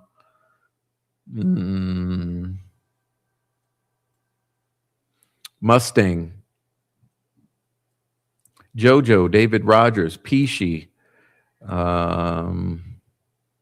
Swade Smith, okay, Carol, everyone else who was here. Look, if you were here super earlier, I'll just love you anyway. Brittany Renee, you know what I mean? Shout out to everybody. Dirty Diana, Dennis McKean. Thanks everyone for your input tonight. I hope you understand this, what's happening a little more just from hearing the documents. You form your own conclusion. I'm not telling you what to think. I'm telling you what I think. That's why this is my channel. I do what I want. And I tell you what I think. That's what I think, okay? It's my take on it. But I hope it's informative and helpful for some of you. And hey, I think it does tie to Indiana, okay? Because think, Indiana is one of the breeding grounds for this shit. You think money wasn't going to Indiana and some of these figureheads in Indiana?